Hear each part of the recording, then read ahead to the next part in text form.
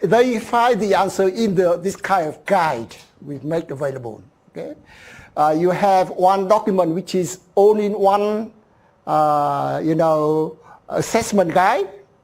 Please read that in PDF file, one in PowerPoint. Okay. On every week, I make available the lecture slides. Okay. So please make sure that if you have time, you go through the lecture slides. And if you have questions, the best thing to do is just to ask questions. Okay. So for this unit, the assessment has three components. First, presentation, group presentation, okay, 20%. Second component, the research paper, 40%. Okay, so the presentation and the research paper are related to each other. Okay, and then the final exam. Final exam only multiple choice questions. Okay, and it's cumulative.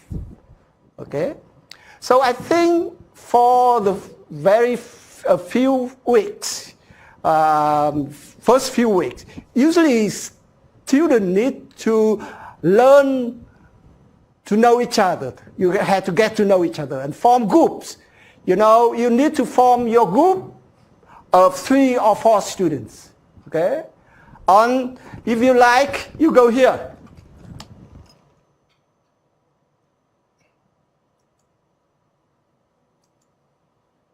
And you select your group, okay? You register there, okay?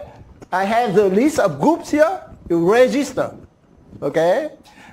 Maybe later you may have some change. That's fine. But for now, the sooner the better. To go, I select group 1. You enter your group number, name, etc. And then you have to start working on the presentation, okay? On the presentation. So that is the thing you need to know. I think week 3 is the latest one. You need to know where you are from. If any of you have any problem forming a group, let me know. I can help you too.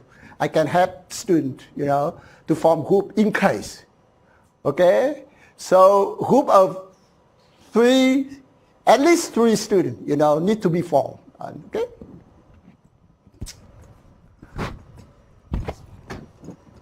Okay. This is the very first lecture, so I would like to introduce myself very briefly.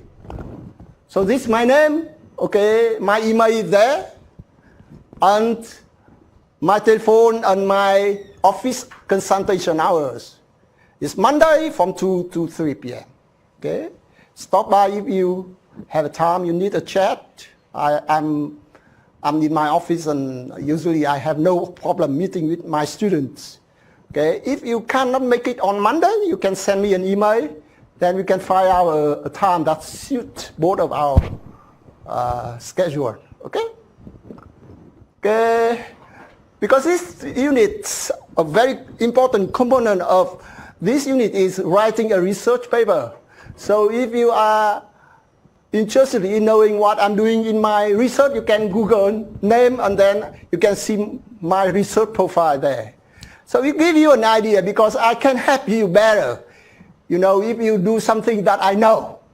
Of course, in terms of methodology, I'm sure I can give comments own ways.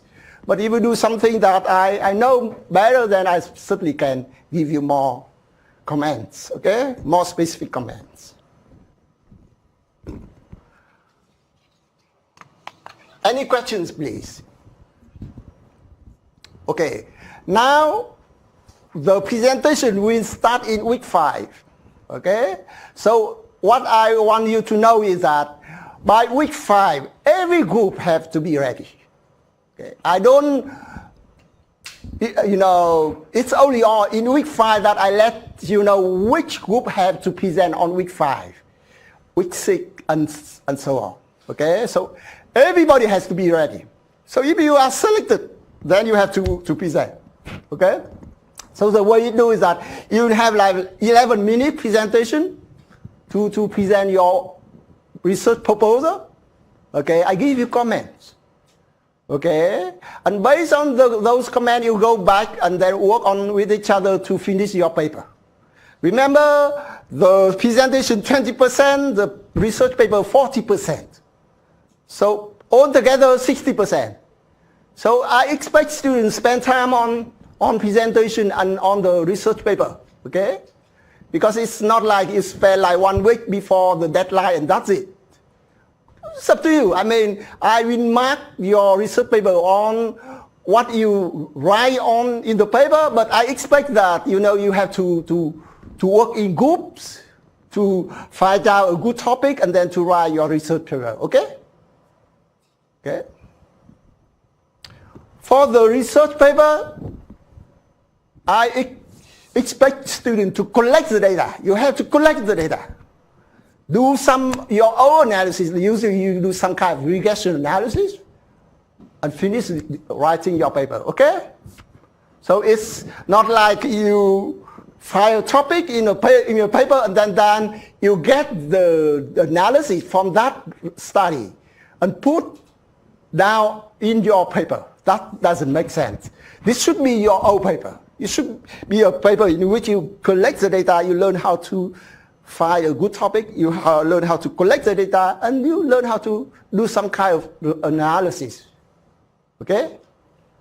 So this is the thing. Usually, group members who spend a lot of time on presentation, on finding a good topic, okay, later on it's easier for those group members to finish their paper. Usually they get better marks, okay, because they are just very closely related. If you don't find a good topic, later on you may have to change that, okay? You have to change your topic, and that means that you don't have much time for your research paper, okay?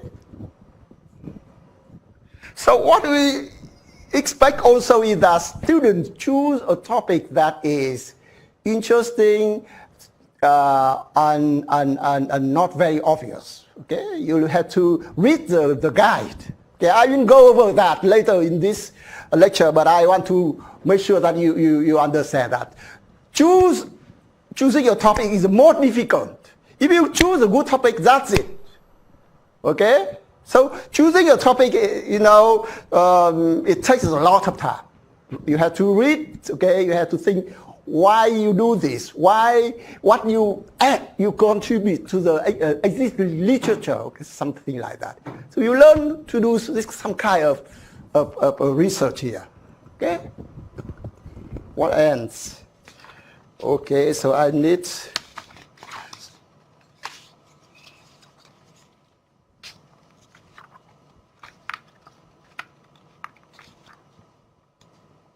Any questions, please? Okay, make sure that you can start forming your group. Okay, the sooner the better. Okay? Yes, please. Okay. Could you please raise your voice, please? Yes. So the groups aren't open. The groups are not open. The group are open in Cloudikins for you to register there. Yeah, it's not open. Is it? Is it? Can I check? Good question. The question is, I think. Give me 1 second here.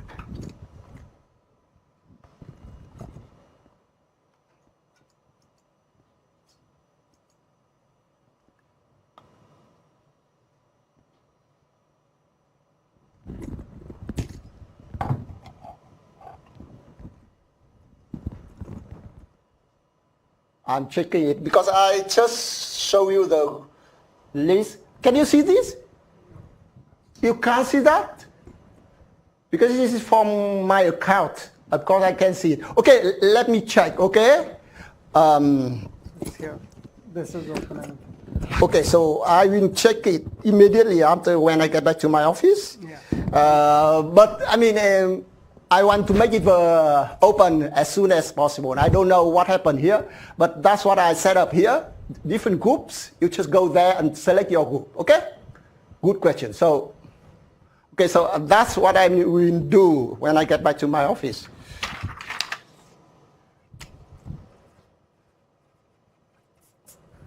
But you can form your group now, by now. Okay?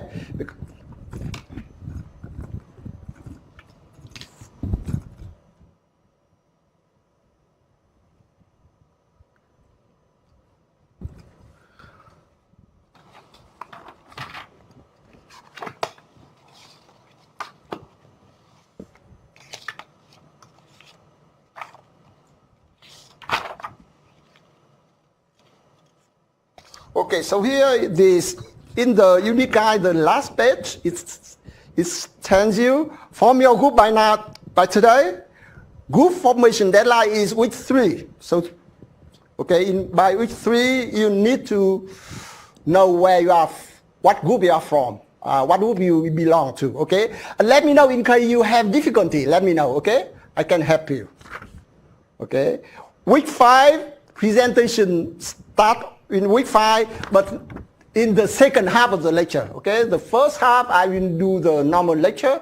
Second half I will inform you. Okay, which group have to present on that day, and then the same day I will inform other group when they have to do their presentation. Okay, so you have to be ready. Okay. Okay. Off-campus student, if you are a cloud student, you need to send me your group the list of your group member and also your research question on the day of on week 5. In week 5, this is the thing here, because we don't have enough time for students to make presentation during the class. Okay, so what happened is that some of you may have to present outside of this Monday lectures. Okay, so I will inform you by week 5.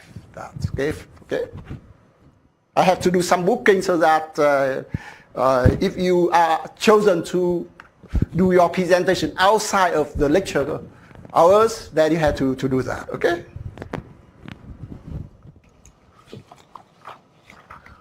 Okay. So what I would like to do here is that I would like to talk about this. This is the notion of free markets. Okay, but before doing that, I would like to talk a little bit about research method and quantitative analysis. Okay, because this is for your assignment 1 and 2, because now the focus should be on choosing a topic, writing a research paper. So I would like to start talking about that. Okay, I will talk about that again in week 2. Okay, so you need in this class, you need to find a research topic for your paper. Okay, and as I said earlier, usually it takes a lot of time. I and my colleagues, we usually do research, okay, and it takes a lot of time for us to find a good topic too. Okay? But remember, if you choose a good topic, it means that it makes your life easier later on. Okay? So what has been said? Here is what says here. Okay? What he says, Einstein said, if I had an hour to solve a problem and my life depended on it, I would use the first 55 minutes to determine the proper question to ask. Okay? So it means that finding a good topic, it takes a lot of time. Okay? Okay? Even it takes more time than when you do your analysis. Okay? So just bear that in mind.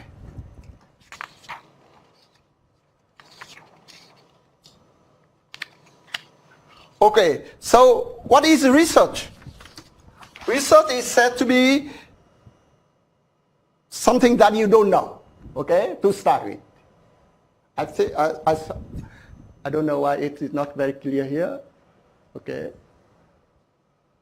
But it's certainly something that we do without knowing what we get. Okay? So what should we do? Another definition of research is the creation of knowledge. Okay, So the first thing you need to know is that before you choose a topic, you have to do a lot of reading on what I call it is. You have to read the existing literature. Why? You have to read what other people do. Because now that usually we don't do something from a scratch. Okay, usually we've been on some study or other studies, okay, by other colleagues. You don't just do that, a topic that no researcher has done. Rarely is the case. Okay, usually we've been on other researchers' work. Okay, so we have to read. Okay, okay. So on from the reading of the literature, you can see, okay, this is something that has not been solved, or that has not been answered, okay, and there's some gap. And usually other researchers, when they write their paper, usually they also mention the limitation of their works. Okay, what they have not able to do, and expect that other people can fill in the gap. So you can do that. Okay, so okay, and importantly, because reading the existing literature is very important. Because why? Later in your research paper, you have to relate what you are doing to what has been done. You want to highlight the contribution you have to the existing literature. So you have to know what have been done by others, right? In order to do so. Okay? Other to do so.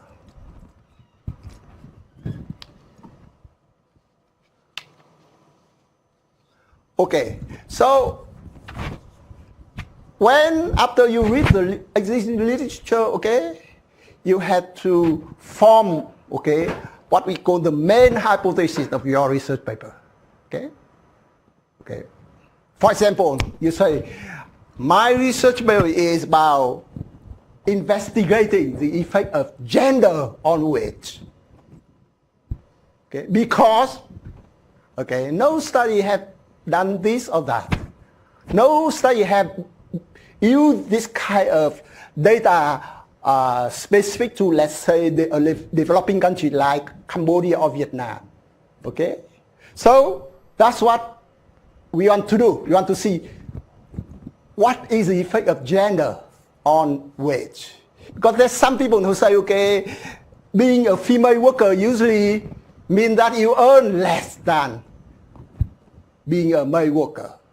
Is that true? Because When I just read my research today, apart from 5 countries, all other countries, there is a difference between the wages paid to males and the wages paid to females on the same level. yeah. Only 5 countries pay them equally. Rather than that, all see a distinction between both. Okay, so what you are saying is that there's some evidence supporting that the hypothesis that female workers usually earn less. It's very good. But the question is why? Is it a religious issue? Is it a cultural issue? Is it because female workers usually are less productive? What are the explanations here? You talk about a fact, and I agree with that. But then we don't want to stop there. We want to know why. What are the theories that we have or available explaining why female workers usually earn less? Okay? Because of discrimination. Or what?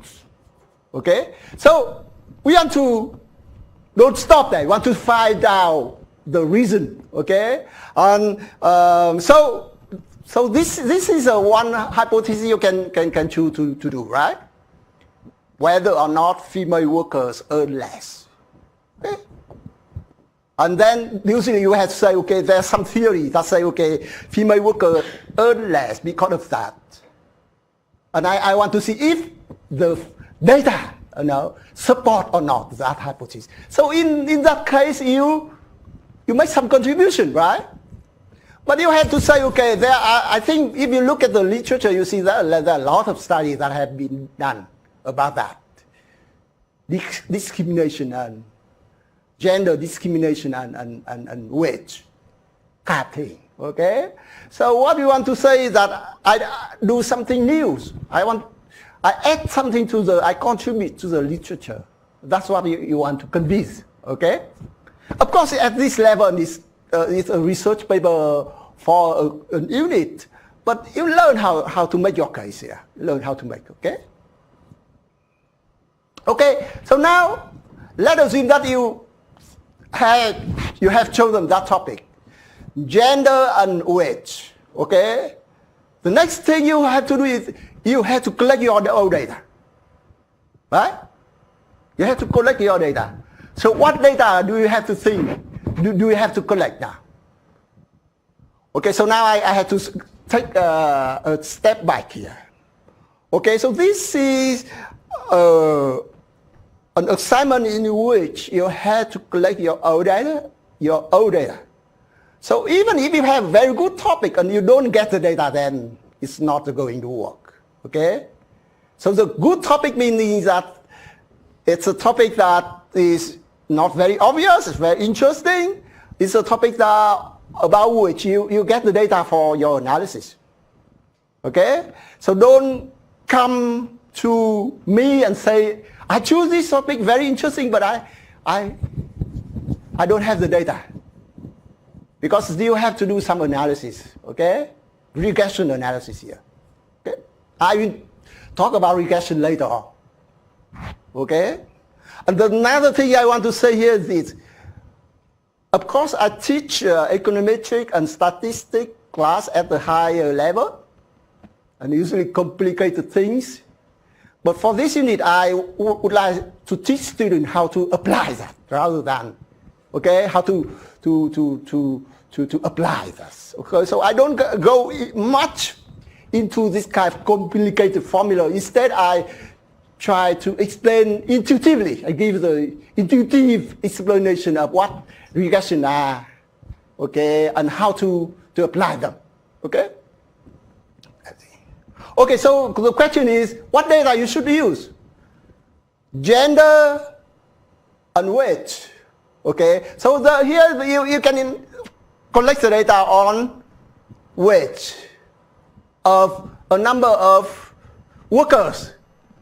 But then you have to have the data on both female and male workers, because that's the analysis here. We want to compare them. Okay? You have to have data on wage of female worker, but also male workers. Okay? Is that okay? So the next question is about measure. What is the measure you need to use for wage? Is it annual wage or hourly wage? What do you think? You can use both, right? But remember, for example, in this case, I have to mention this.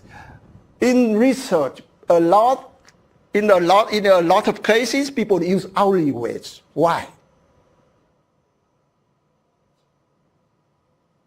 Not annual wage. Why?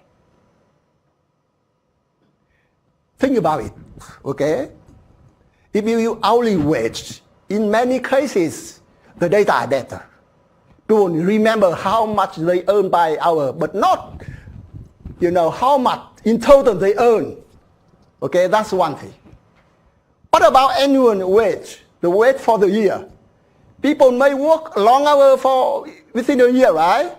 Some female work just for a few months, not for 12 months. So in that case, hourly wage is better measure too. Because in fact, you control already for difference in how long, a female works versus how long a male worker works within a year. Can you see that? Okay, can you see that? So here you instead of comparing annual wage of male and female worker, you compare hourly wage. Okay? Is that okay? Okay. So think about that. So I just start, talking about that. And when you have your research grant, you have to think a lot of things. But that's that's what we want to teach students in this unit, okay? What ends?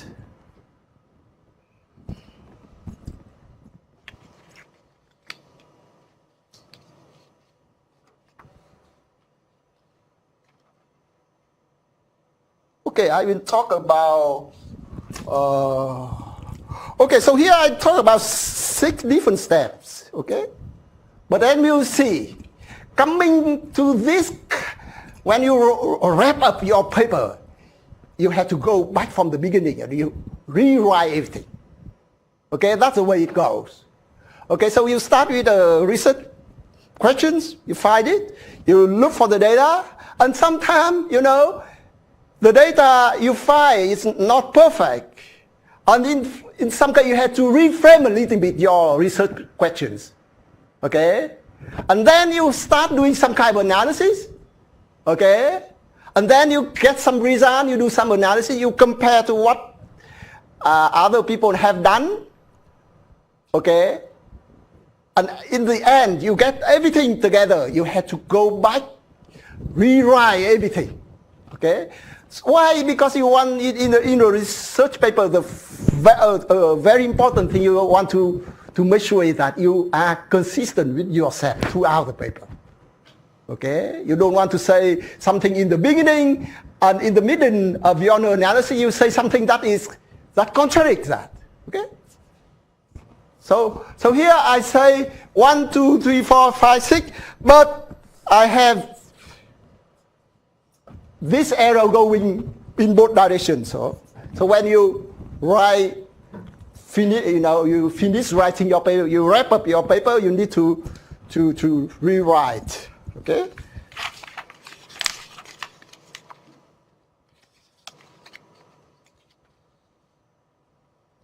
Okay, so I think finding a good topic has a lot to do with a good literature review. Okay? Usually if you have a good literature review, it makes your life easier to find a good topic. Okay? You want to make sure that you understand what other people have done. That's very important. Okay, so here I mentioned here, identify area of prior research to prevent duplication of effort. And it happened, okay? Nowadays, usually when you do something, you want to make sure that you do something new. You don't want to do something that is exactly what other colleagues are doing. Okay, you have many ways to do that, okay? So what I suggest you is, you need to read what I call the last kind of working paper. Working paper. Okay? Okay. So what do we see? There are lots of studies that have published, let's say 2018, in the journal. But remember, if you do research, you know that this kind of paper, it's already there a few years ago. Okay, the author, present their research in different conferences, receiving comment, and then submitting to the journal. Usually it takes a year before if you are lucky enough, the paper can be published. So when you see a journal, an article in a journal, it's quite old. Okay, it's quite old. Remember that. Because it's a long process of reviewing peer review, okay, revising, etc. So working papers are something that researchers are currently doing. It's more updated. So working paper, okay. Of course, published papers are important, but also more updated studies are working papers. They are not published yet. They still are working. The authors are still working on their papers, revising them before submitting them to journals.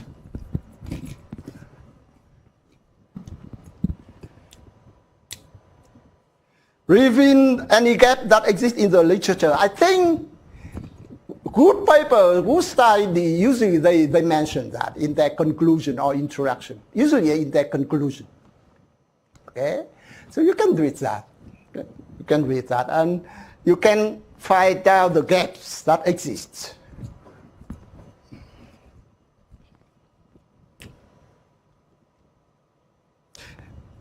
A good literature review is important because later in your research paper, what you do is that you not only present your results, you want to analyze the result you get in relation to the result that other studies, related studies. Okay?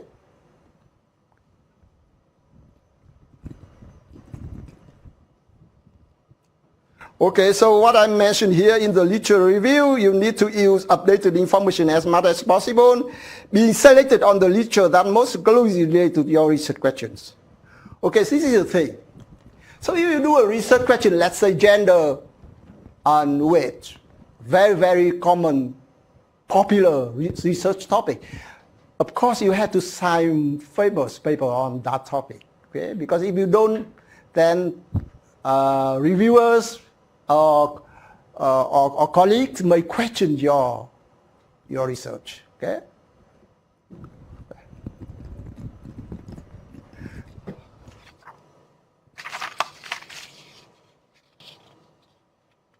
Okay, so I give some example here.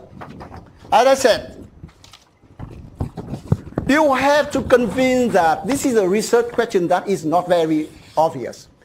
So what happened in the past in this unit that sometimes students choose topics that are very obvious. So what are examples of obvious research questions? Okay, so I think last year a group present its proposal, research proposal, and what it look at the effect of consumption price index on inflation. Okay? So in this case here, what they do, look at here, they look at the effect of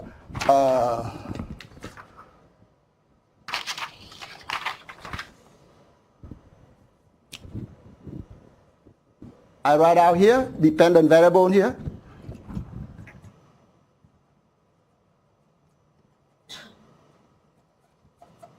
It's inflation. Okay? Okay? On the independent variable here,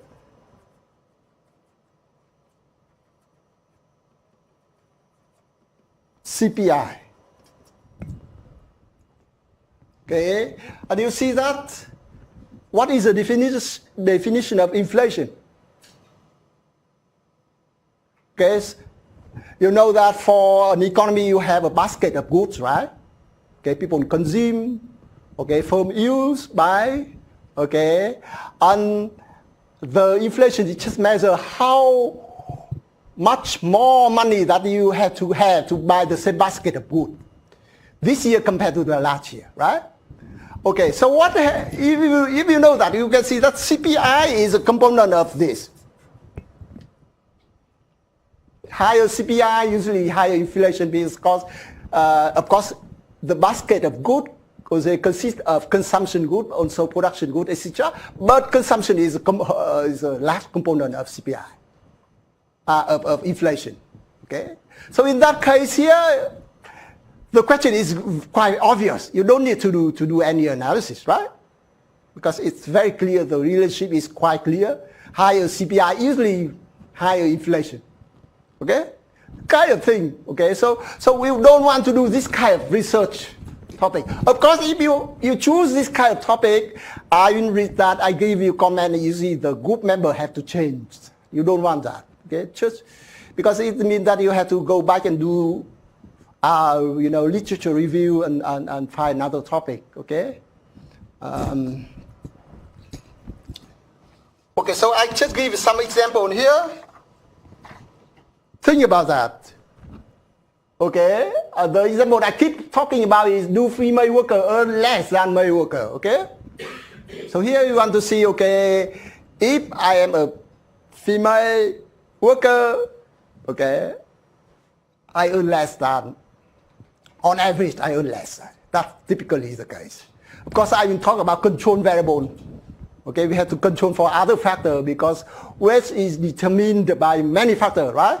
Not only gender, right? What are the other factors that determine wage? Education, right? Age, your experience, kind of thing. We have to we will talk about that, why we need to control for those factors. Okay? Okay, so that is another question is, does membership to a military alliance increase a country's military spending? Okay? Actually, I'm doing something on this topic, but this is not very clear, not obvious, right? Why being a member, why membership to a military alliance can increase a country's military spending? It can increase, but it also can reduce, right? Because when you are member to a military spending, you can get help from other member of the alliance. Okay? Everything be equal, a country can think about reduce its military spending. Okay? Think about that. So this is not an obvious research question because the membership to a military alliance may increase the military spending or may reduce. We don't know. If you read that, there's different theories out there that explain why being member to a military alliance can increase, okay, or reduce. Okay. What happened now? Is the U.S. now asking NATO member to increase military spending now? Let's say. Okay. Trump asked NATO member in Europe to increase their military spending. Okay? So this is kind of a question that we don't know what we can get. Okay? What result you can get. That's what I mean by a research question that is not very obvious. Because if you have, let's say, you do a research question that is obvious, so the people may ask why you do this. You don't need to do any research. You know the answer before you start. You don't want that, right? Because we have limited time and resources. You want to do something that meaningful, no? Typically it's okay. And I say that this is not easy. And that's why I recommend you spend time on thinking about your research topic, okay? It's not easy because if any research question can easy, okay, obvious research question can be chosen. It's not the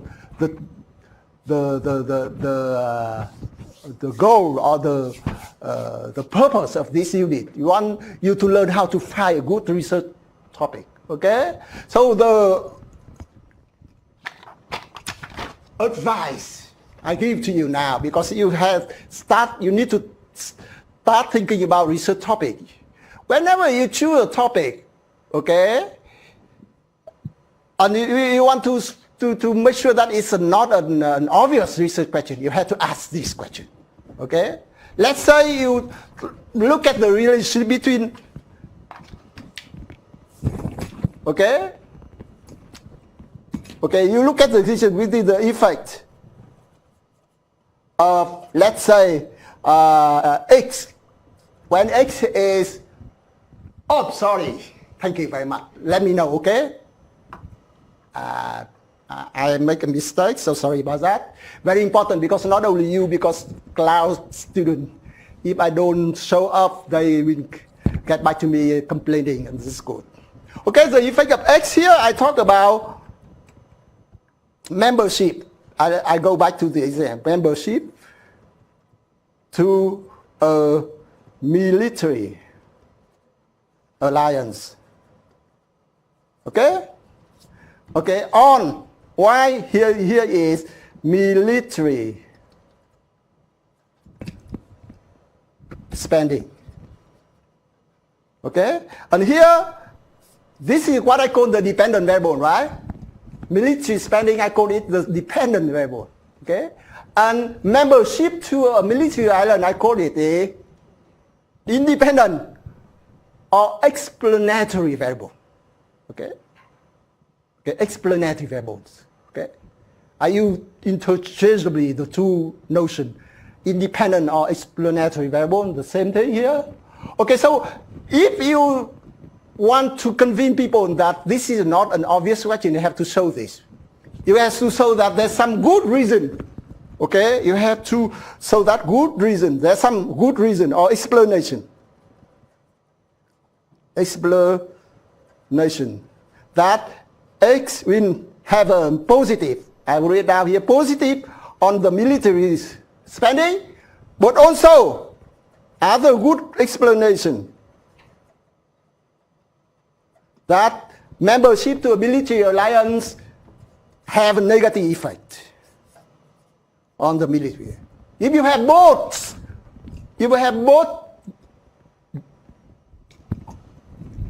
two group of explanation here, then good explanation, meaning that it makes sense. Okay, then in that case you potentially have a very good research question. Okay, because I have good explanation that membership to military spending reduce military expenditure, but I also have good reason that membership to a military alliance increase military spending. And because of that, I don't know with the data what is the net effect I get. That makes your research question interesting and not obvious. Are you okay? Make sure that okay. I explain this way. Of course, I will mark the research paper in relation to each other. So if you choose a very easy topic versus, and I mark your research paper and then another group, they spend a lot of time choosing a very more difficult topic. Of course I have to give them more, I have to reward the other group, right? So think about that way, okay? Find a research question that is not obvious. And how can you know? You have two groups of explanation here. Okay, few reasons that membership to a military spending can increase a country's military expenditure. But then also there are good reasons that, a good explanation that membership to a military alliance, okay, reduce. Is that clear? Okay, make sure that you have that. And then when you write your paper, you put down that. Okay, in the introduction you put out, okay, this is a research question that is very interesting, and because there's some theory that say, okay, membership to a military spending and alliance reduce military expenditure, but there are some other theory that's okay. People argue that okay, membership to a military spending and alliance increase. Okay, okay.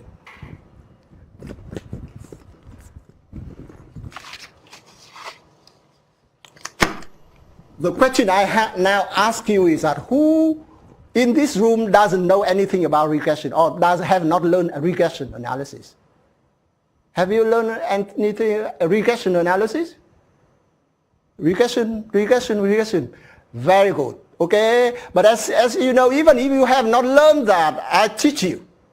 Because the thing is that today we have a lot of data. We are living in the time at a time that we have a lot of data. Okay? So all of us at some point in time have to learn how to make sense of that data. You see, I think when I started as a researcher a few years ago, you know, usually it's very difficult for me to get data like few thousand observations. Now it's easy for me to get a few million, 100 million observations. Okay? So what we want to do to learn from this unit is that you want to learn how to make sense of the data. Okay? Okay, you know, of those of huge databases, you want to make sense. You want to tell story. You make the case. You have to learn that. This is the first step. Of course, the expectation is that this is a class, or it's like for a few months. So, of course, you cannot do the same kind of research that other, researchers are doing. But you need to learn how to do that, to do the first step. Okay?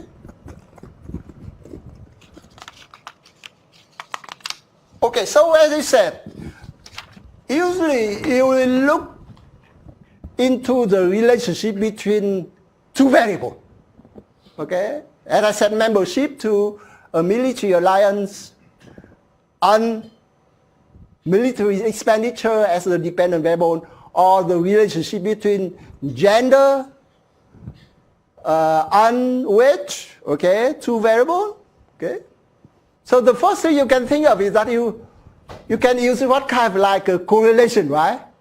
How those variables, correlate with each other. That's the first thing, easy. You compute the correlation coefficient, right?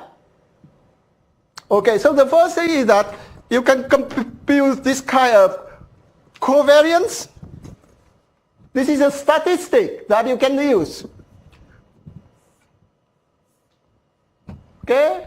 The easy one.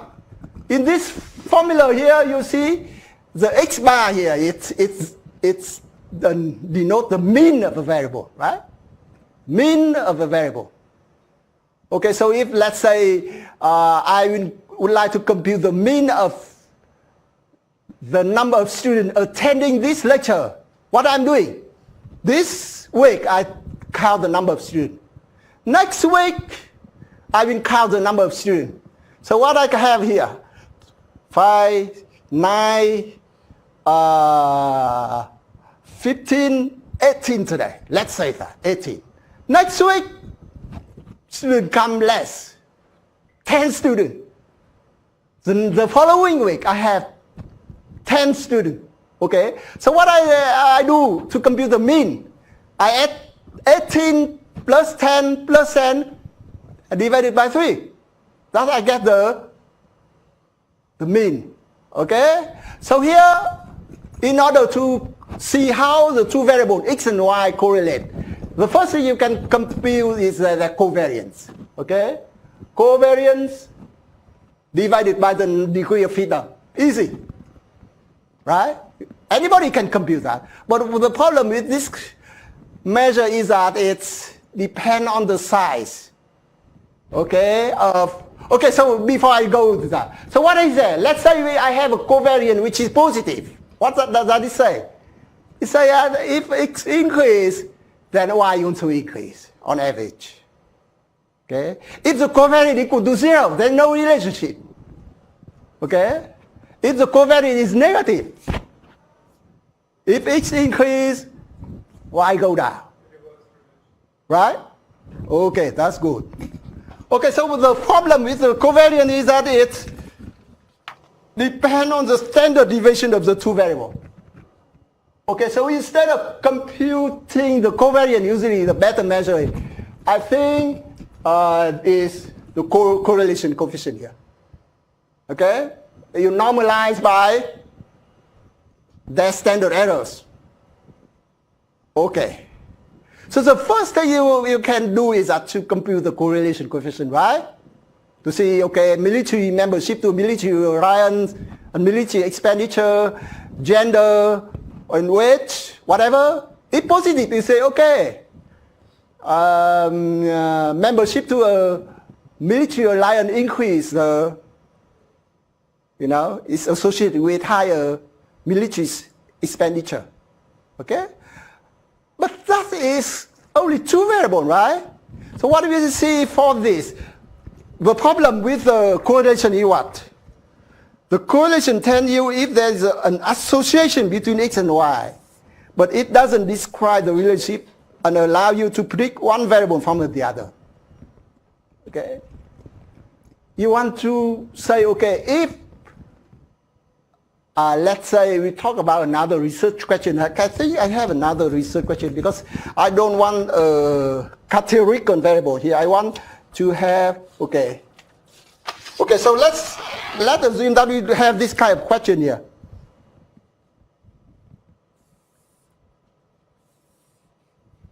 Okay, production subsidy on a country's export. What we want to see is that if I increase production subsidy by 10%, what happened to a country's export? Okay, so in that case, if we just use only the correlation coefficient, you cannot say much about that. So we have to do this kind of regression analysis. Okay, regression analysis.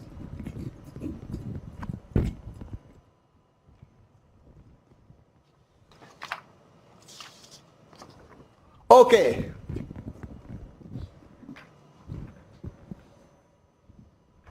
Okay, so now I start talking about regression analysis a little bit. Okay. Okay, so I start with this model here. And I emphasize this. It's a generalized regression. Usually this kind of form. Okay, we have a dependent variable. The variable yi. It's okay. Think of it as military expenditure, or a country's export, or wage. Okay, okay. Then on the right hand side, okay, I have this kind of variable which is the main variable of interest. It is in yellow, and I just mentioned that gender or membership to a military alliance. And then I have a number of variables I denote it by C, C1 to Cn. And C denote what I call control variable. Okay, control variable. Okay? So what I want to say here is that on those variables here, Xi, okay, membership to a military alliance or gender, determine the dependent variable. But not only that, we have a number of control variables here, C1 to Cn. We call control variable because we are interested in looking into the effect of Xi on yi. But as I show you later, even if the question is about the effect of Xi on yi, military's membership to a military alliance, on yi military's expenditure, I have to do control for other factors as well. If I don't, okay, I can get a biased result. Okay, so now I take a step back here. So what the regression does here, it's just, what we want to do here, because we want to see membership, okay, we want to see whether or not gender have a effect on wage, whether being a female workers, it reduce your wage, right? So what do we want to do here?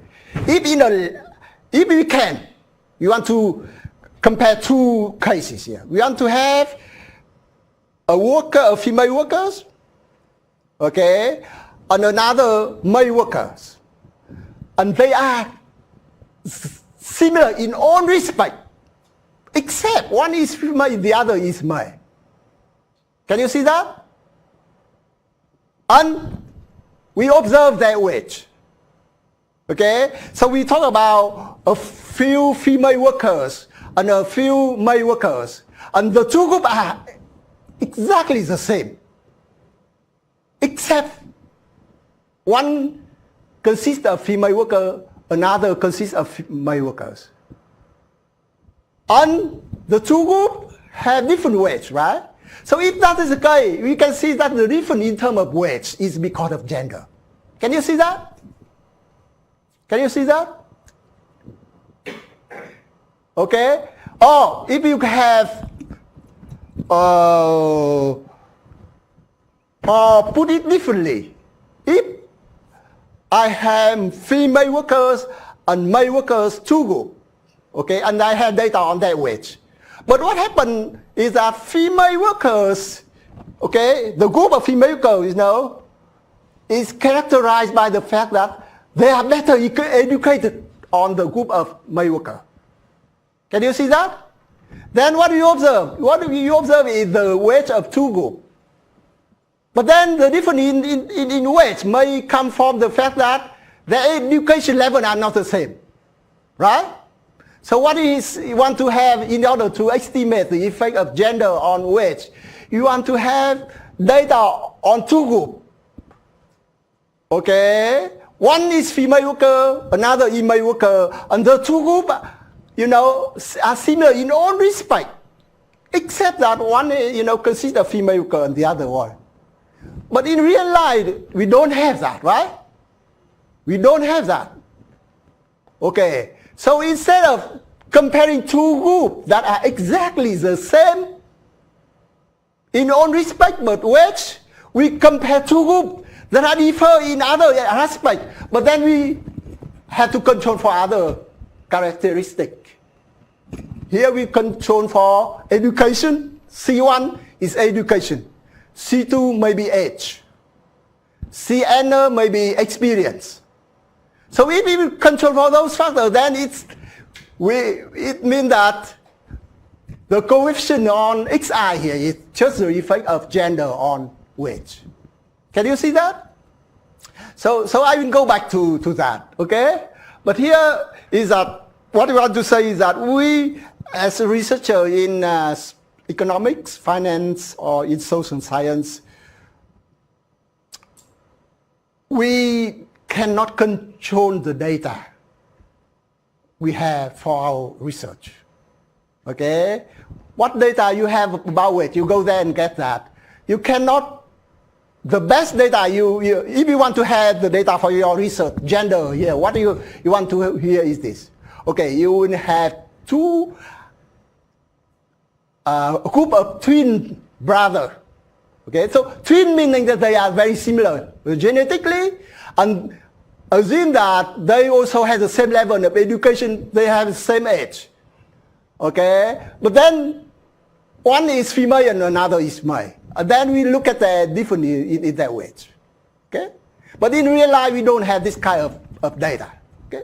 So in that case here, what I want to say is that we have to control for those other factors, even if the focus is this main variable of interest, explanatory on yi. Okay? Okay. So I will go back to regression analysis. Okay, so how many times? Okay, so what I hear here is this: how can we have to find these coefficients here, B1, B2, Bn. Okay, you don't have to do anything. Okay, the software does that to you.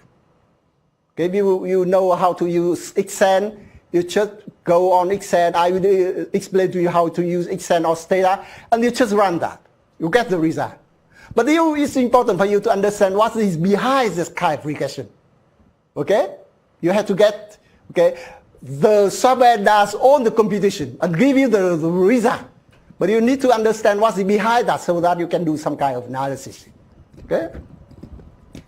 So what does the software does? What does the software do? They will find the estimate beta 0, beta 1, the effect of gender on wage, or the effect of membership to a military alliance on military expenditure, on YI here. And they find beta 0 to beta 1, beta n from this minimization problem. They want to find the value of beta 1, beta 0, 2, beta n such that this is minimized. The sum of the square error is minimized. Okay? Okay, so what does it mean? They will have this kind of data here. Okay? Okay, this kind of, here, 2, 4, 6, 8, 10. So we have 10 observations. It's kind of, just for the sake of illustration, you have 10 observations. Okay? Meaning that you have data on 10 workers. Okay? 10 workers. Of course here, it's not a dummy variable here. What I have here is, okay, so you think here as subsidy here. Okay, the variable explained as X here is subsidy, and here we talk about export.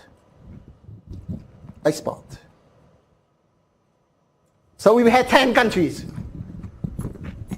We have 10 countries. Okay, for each country we have the production subsidy they pay. Okay, and then we have the data on their export. Okay, the fair export. So what we want to do here, you assume that there's a linear relationship between production subsidy and export. Okay, so when I talk about a linear relationship, I talk about there's this kind of relationship here. There's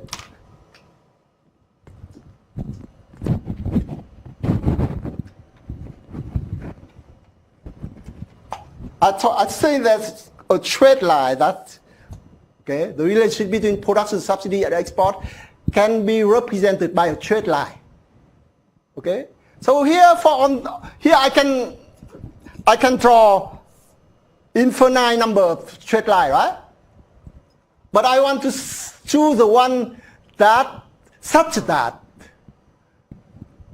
the distance from the data point to this trade line is minimized. That's what I am doing. Is that okay? That's what I'm doing. That's what the software is doing. You want to find the value of beta 1, beta 0, beta n. Here I talk about only just like two-dimension graph, but you can think about beta 0 to beta n is n dimension. Okay? Then I look if I want to find the value of beta 1 to beta n such that the distance between this data point and this trade line is minimized. And I think it makes sense because it shows the relationship, right, between production subsidy and export. Okay? So software does that for you. Okay? And how? Remember, they will find the value of beta 1 to beta n, and I denote it by this vector here with a hat. Hat meaning that's what we estimate. It's not true. We hope that it's true, but it's like something that we estimate. Okay? So and this vector here can be shown for this kind of equation. It looks like complicated, but it's not that much, because actually what it says is that you want to find the value of beta 1 such that this function here is minimized. Okay? You want to find this value here. Correspond to the minimum of the sum of the square residual here. Is that okay? In the math you can see that when you want to find the minimum value of a function, what do? You take the first derivative, right? Why the first derivative at this minimum point equal to 0. Okay, so here I take the derivative of the sum of the square residual with respect to beta 0 to beta n and set it equal to 0. I show this system of equation, I get beta 0 to beta 1, beta n. You don't have to do that in this, but when you run use the software, that's what they do. What the software does is just look for this vector of beta hat here, meaning beta 0 to beta n, such that this sum of square residual is minimized. Is that okay? Okay.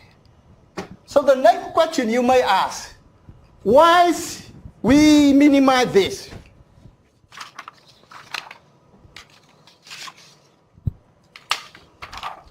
So what you have here, we minimize this. Remember? Here, this is a minimization problem with the square here. Very important. It's square. We look at the distance between the data point and the fitted line, and we square them, and we minimize the sum of the square.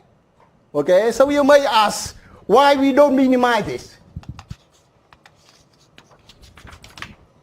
Why we don't minimize this instead?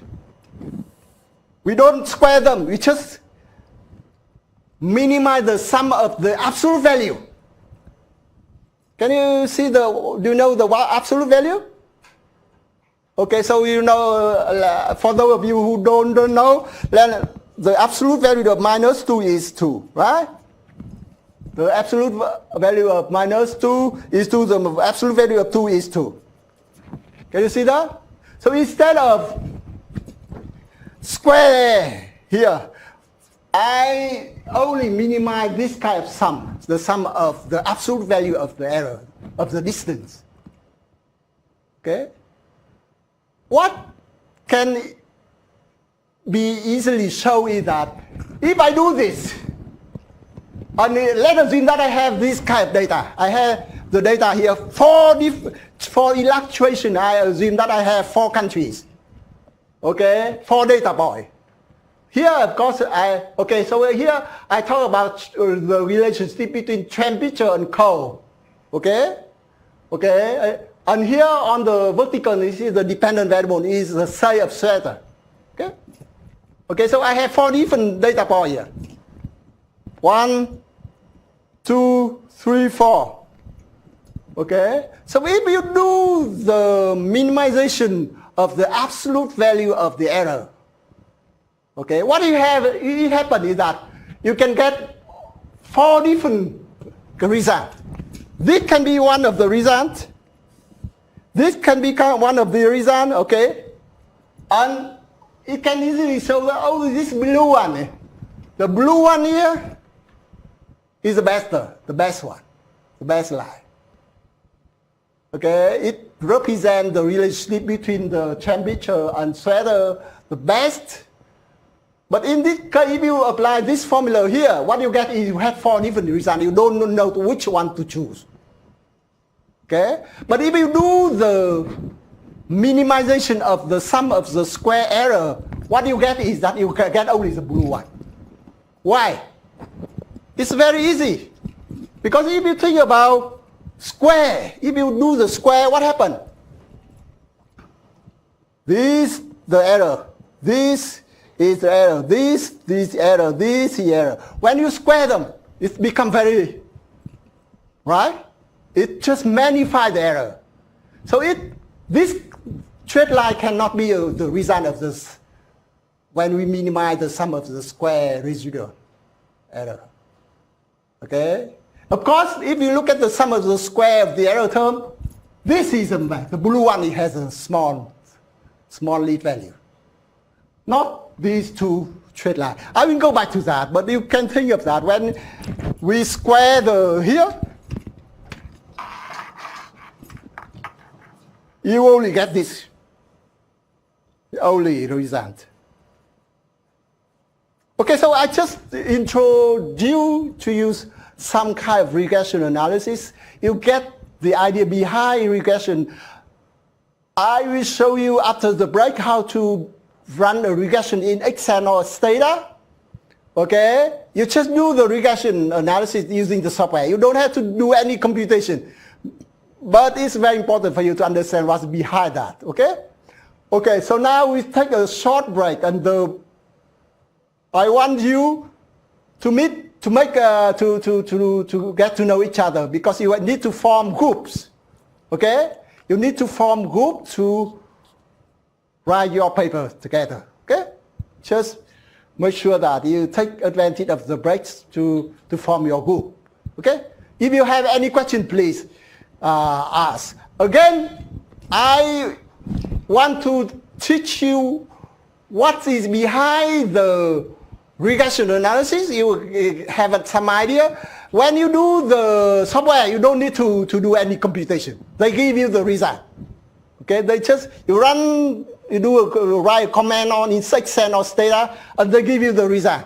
They give you beta 1, beta 0, beta 2, beta 3 immediately. But you need to understand what's behind that, okay? Okay, any question, please? Okay, take a short break, please.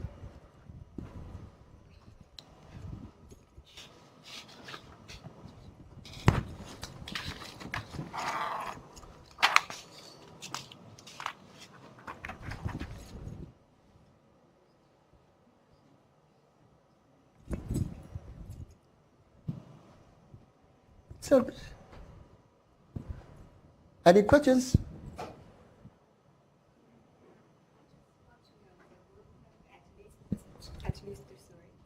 Yeah, yes, it's there, right?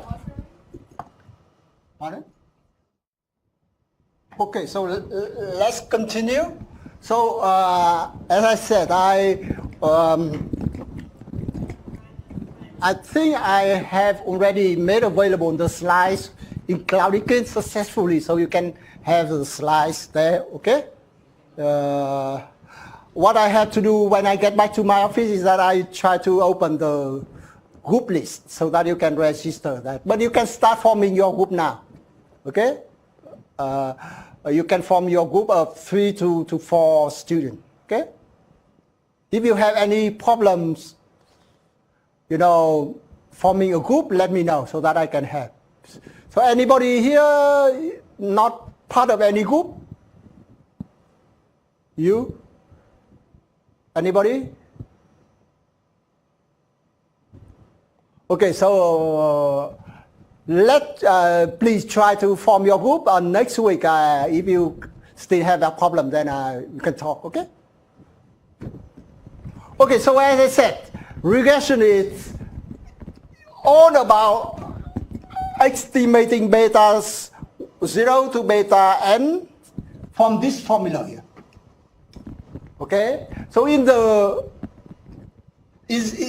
econometrics, what we call here, this is the error.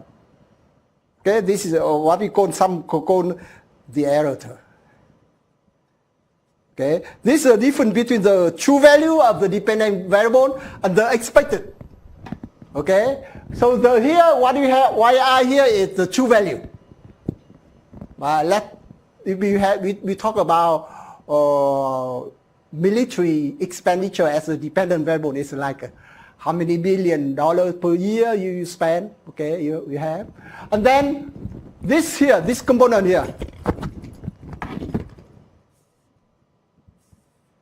It's just the predicted value from the model that you have. Okay, the difference between these two, the true value and the predicted value, is what you call the error. And we want to have this kind of error small. Can you see that? So what we have, you want to get the result, the estimate of beta 0 to beta n such that the difference between the predicted value and the true value is small as possible. Okay, but here we talk about square here. But here, as I said, that we square them. This is kind of, when we square them here, what happened here? The advantage of this method is that in some case, what you have the data in the data you have what we call outlier. So here, this is an example of outlier here. Here you have this kind of data here, and then in the sample you have 2 observations that are very different from the rest of the sample, but substantially. In that case, we call them outliers. Okay, it's just the nature of the data. Okay, why can we have an outlier in the data? Let's think about that. Okay, let's say we talk about military spending.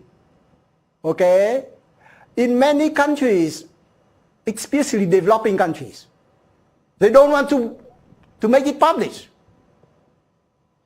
Okay, they make everything. They try to reduce the true expenditure spending, that the value of expenditure spending that they make publish. So what you have is, let's say, some country, very small military spending, much lower. So in that case, what happened? If you have this kind of data, you can see that this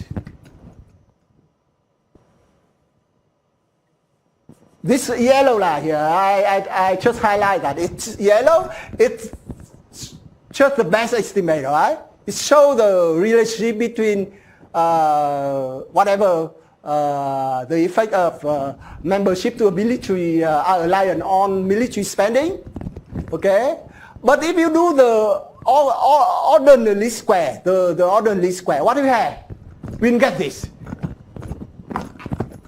will get this result.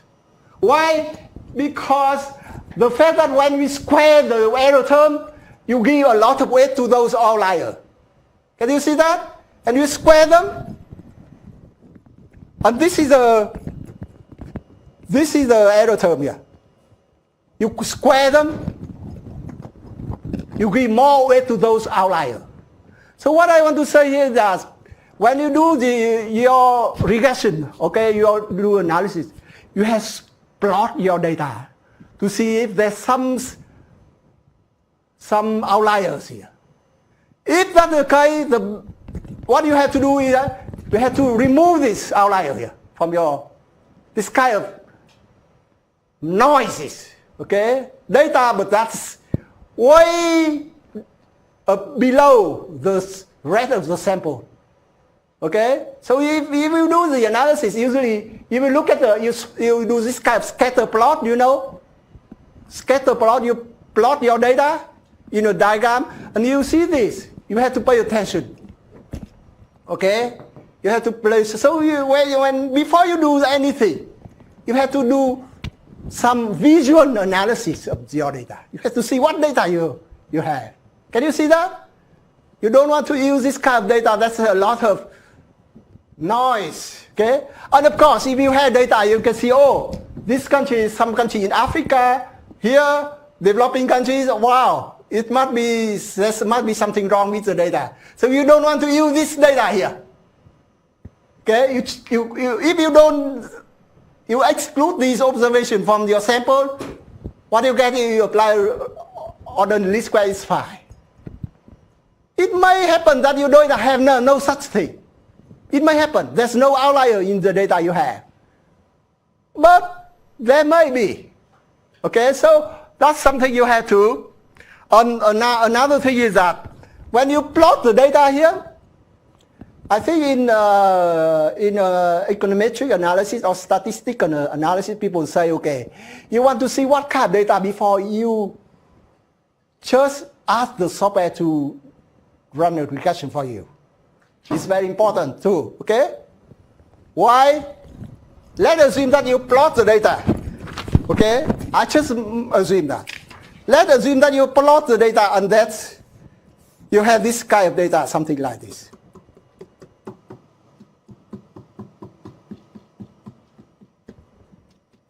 Okay? You plot the data, you see what you have. What do you see here? You can see that there's something like non-linear relationship with it. Can you see that? You plot the data here on this diagram here. What do you see here? You see that there's kind of, it suggests there's a kind of non-linear relationship between, okay? So one thing, what you have to do? You have to, one thing is that you have to divide it by 2 subsamples, okay? You run regression for this and for this separately. Maybe this is like 2007 GFC, okay? This is the year of the global financial crisis, and before that and after that, the relationship it just changed completely. The nature of that relationship between your dependent variable and your independent variable are just changed completely. So you don't want to run a regression, because if you run a regression, what you have? You will have something like this. No relationship. Okay? So they will go to the middle of all the observation kind of thing. But in fact, you can see that there's something like that. Before positive, negative after. So please plot the data before you do anything. Just give some idea before you do some analysis. Okay? Okay? Can you see that? Plot the data. Scatter. Okay, so what I'm doing next? What I'm going here is that I want to do, just show you how to, this kind of regression analysis. Let's say I put down here 3 observations. I have 8 observations here. I have the data on quantity, on price, and then I have advertising. I want to see, okay, the relationship between what effect pi hair on the quantity sold, right? Okay, what do you see? I have this advertising spending here as the control variable. Okay, so I want to run this kind of regression. Okay, so what I can do is that I just open Excel and I tie those numbers here, right? Usually I have like few hundred observations here. I just make it simple to have like 8 of them. I have more than that, okay? But now I want to show you we can do together how can we run a regression in Excel. Is that okay? Anybody has done that? Anybody here can run a regression in Excel? Because I open Excel now. I open Excel now.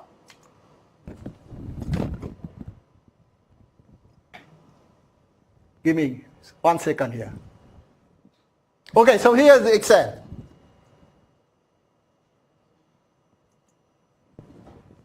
Okay, I type the data. Okay, is that okay? So that's the first thing you had to type the data. Open Excel, you type different. Okay, so what the way we go here is that data will be entered in column. Okay, don't enter data by row. Okay, enter it by column. So each column is one variable, not each row. Is that okay?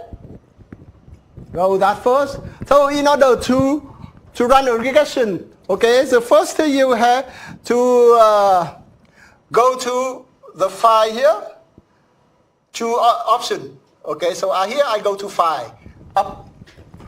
Okay, in the corner here, I see the arrow here, go to, okay, I choose options. Okay, and then what I have here, under Excel option, I have add in here. Okay, so what in add in, if I click on in add in, what I have here, I have analysis tool pack right below. Okay, so I'm learning to, okay, so if I make mistake, let me know. I go to analysis tool pack. I click on that and I click OK. Okay? So what I have here, so if I do that, after that I go to data here, what I have here. Give me 1 second. Analysis group. Give me 1 second here. I'm learning too. So data, I go back. Okay, I do it once again. And now at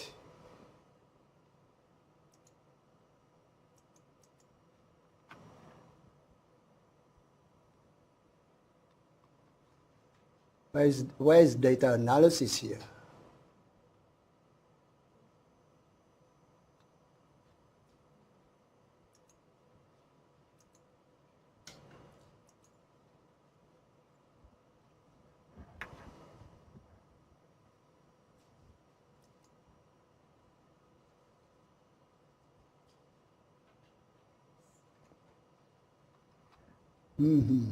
Give me 1 second, okay?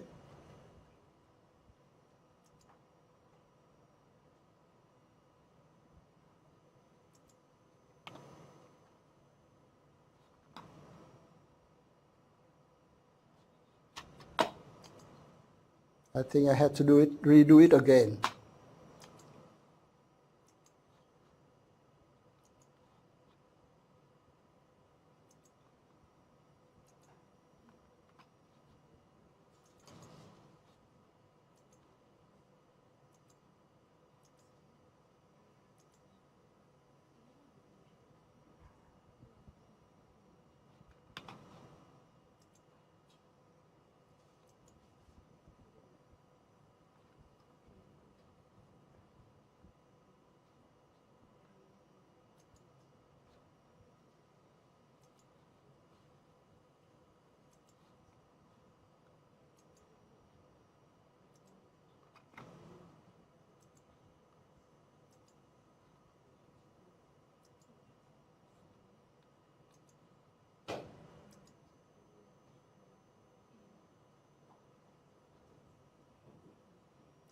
Here, I go to here. I go to engine.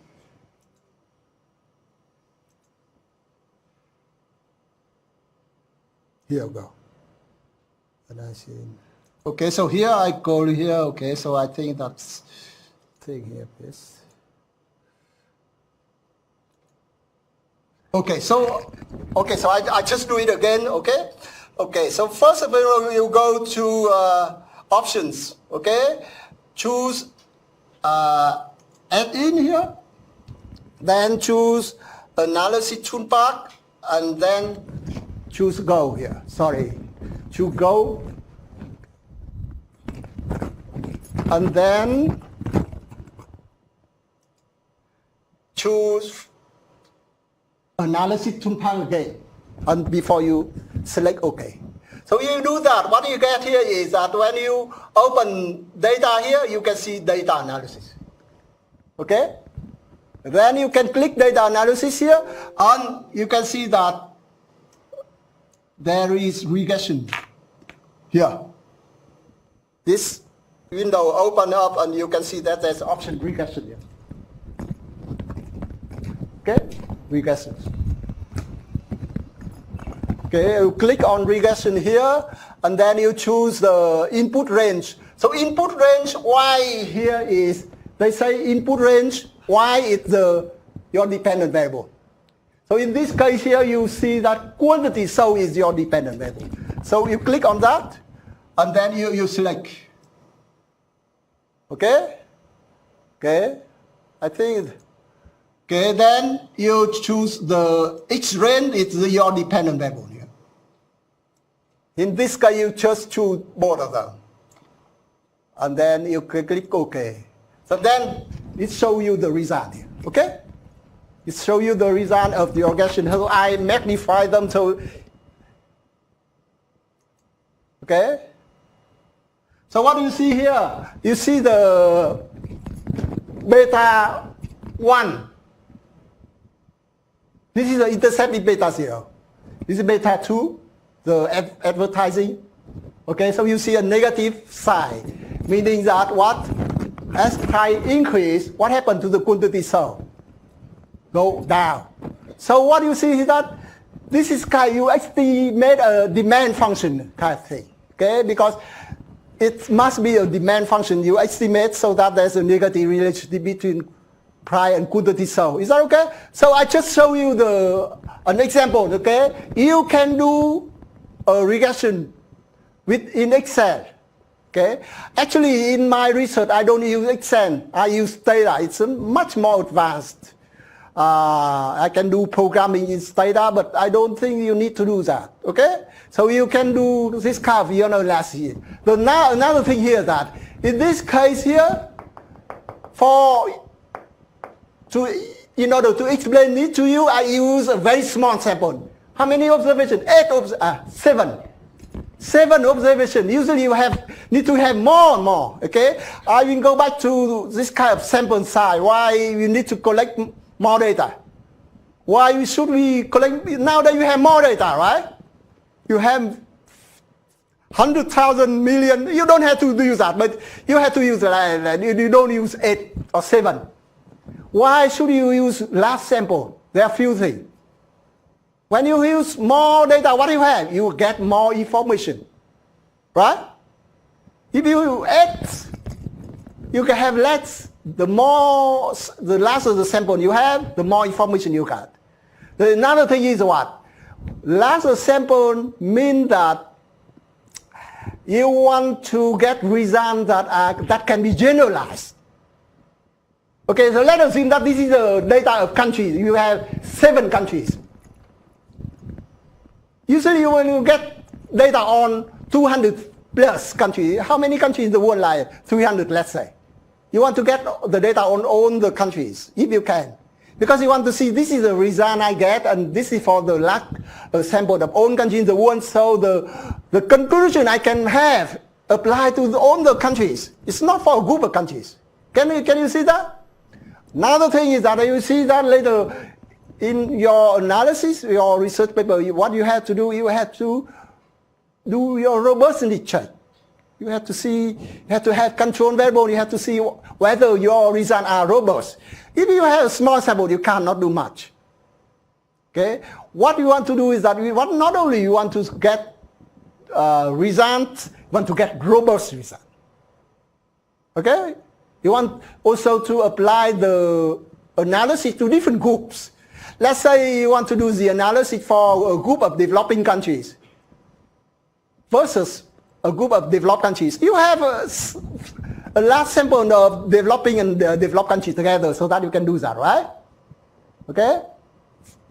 So I think next week I go to the other topic now, but next week I will talk again about regression analysis, how to collect the data, what kind of what you need to pay attention to in your analysis, okay? How to choose a topic, etc. Okay?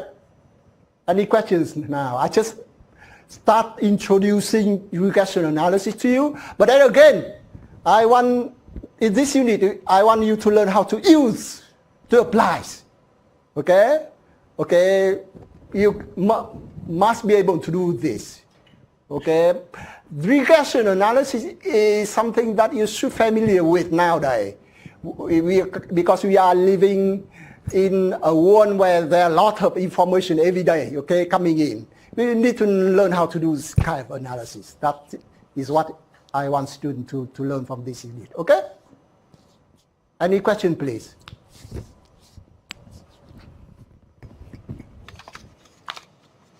Okay, so that is regression analysis.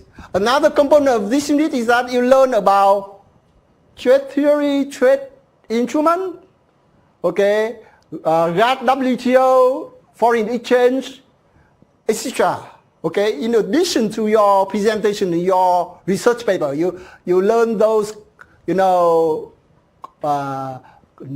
concepts, okay, and theory and trade policy, etc. Okay.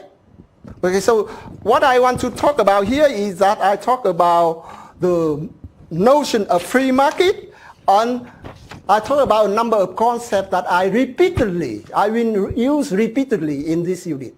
Okay? So what is the first concept is the free market here. Very easy. What is the free market? Free market is just we talk about a market that in which there's no intervention by government. Okay, so you see that in many cases, people say, okay, let the market decide. Okay, let the market decide. Let supply and demand decide.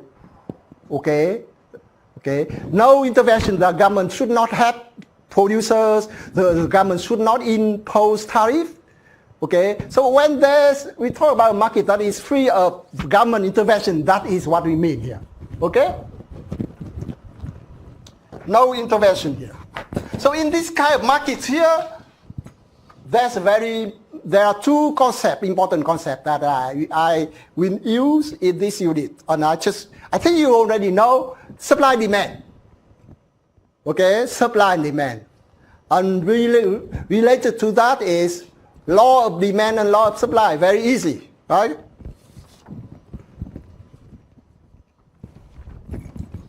So what is the law of demand here? It's very easy.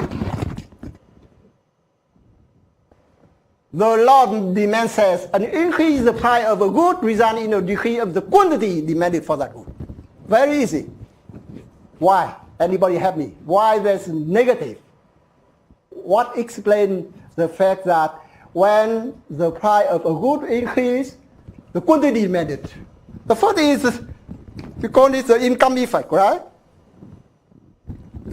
An increase in the price makes the individual effectively poorer. So everything being equal, you will buy less, you demand less.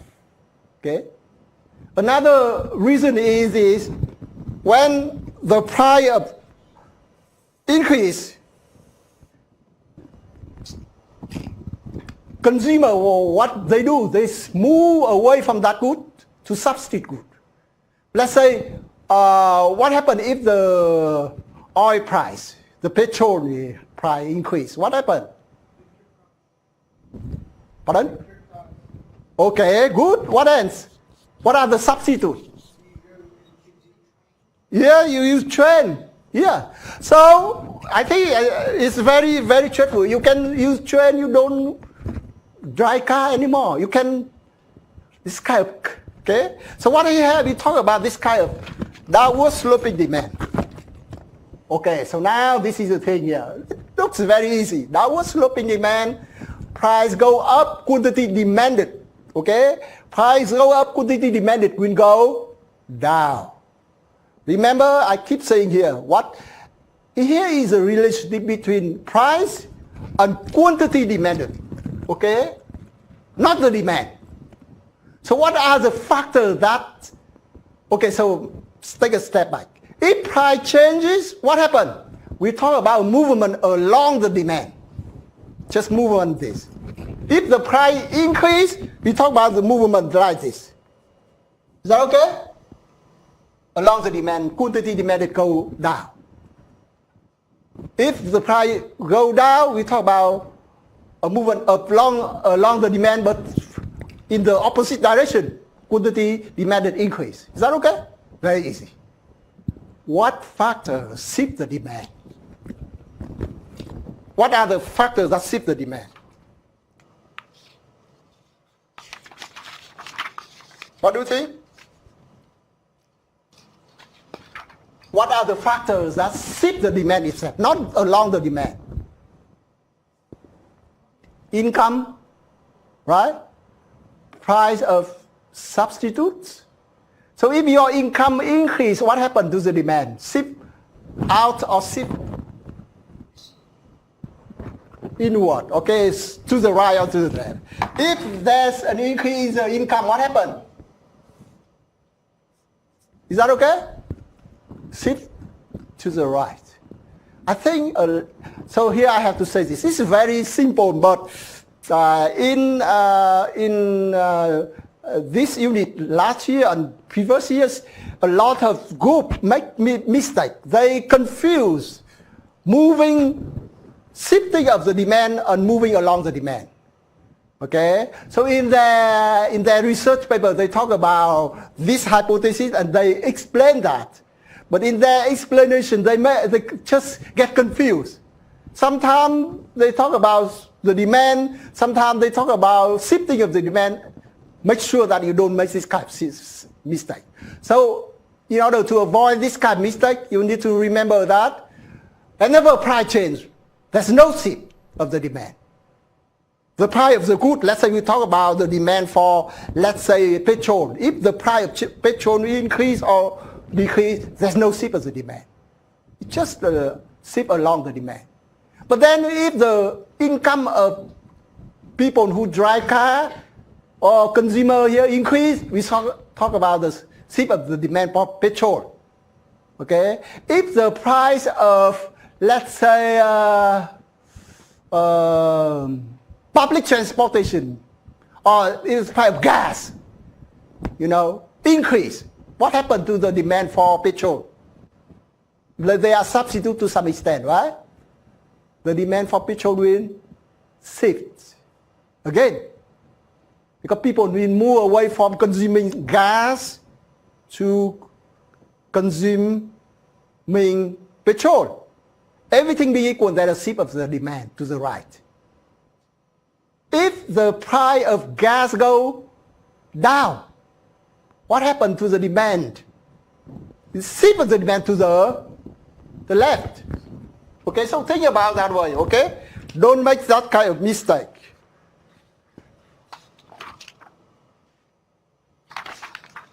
Okay, what about the law of demand? The supply. Oh, supply has something to do with firms, right? Okay, with an increase in the price of a good result in an increase in the quantity supply of the good. Very easy. So if the price of petrol increase, then the quantity supply, not the supply curve, okay, will increase. Does that make sense? Yes, right? So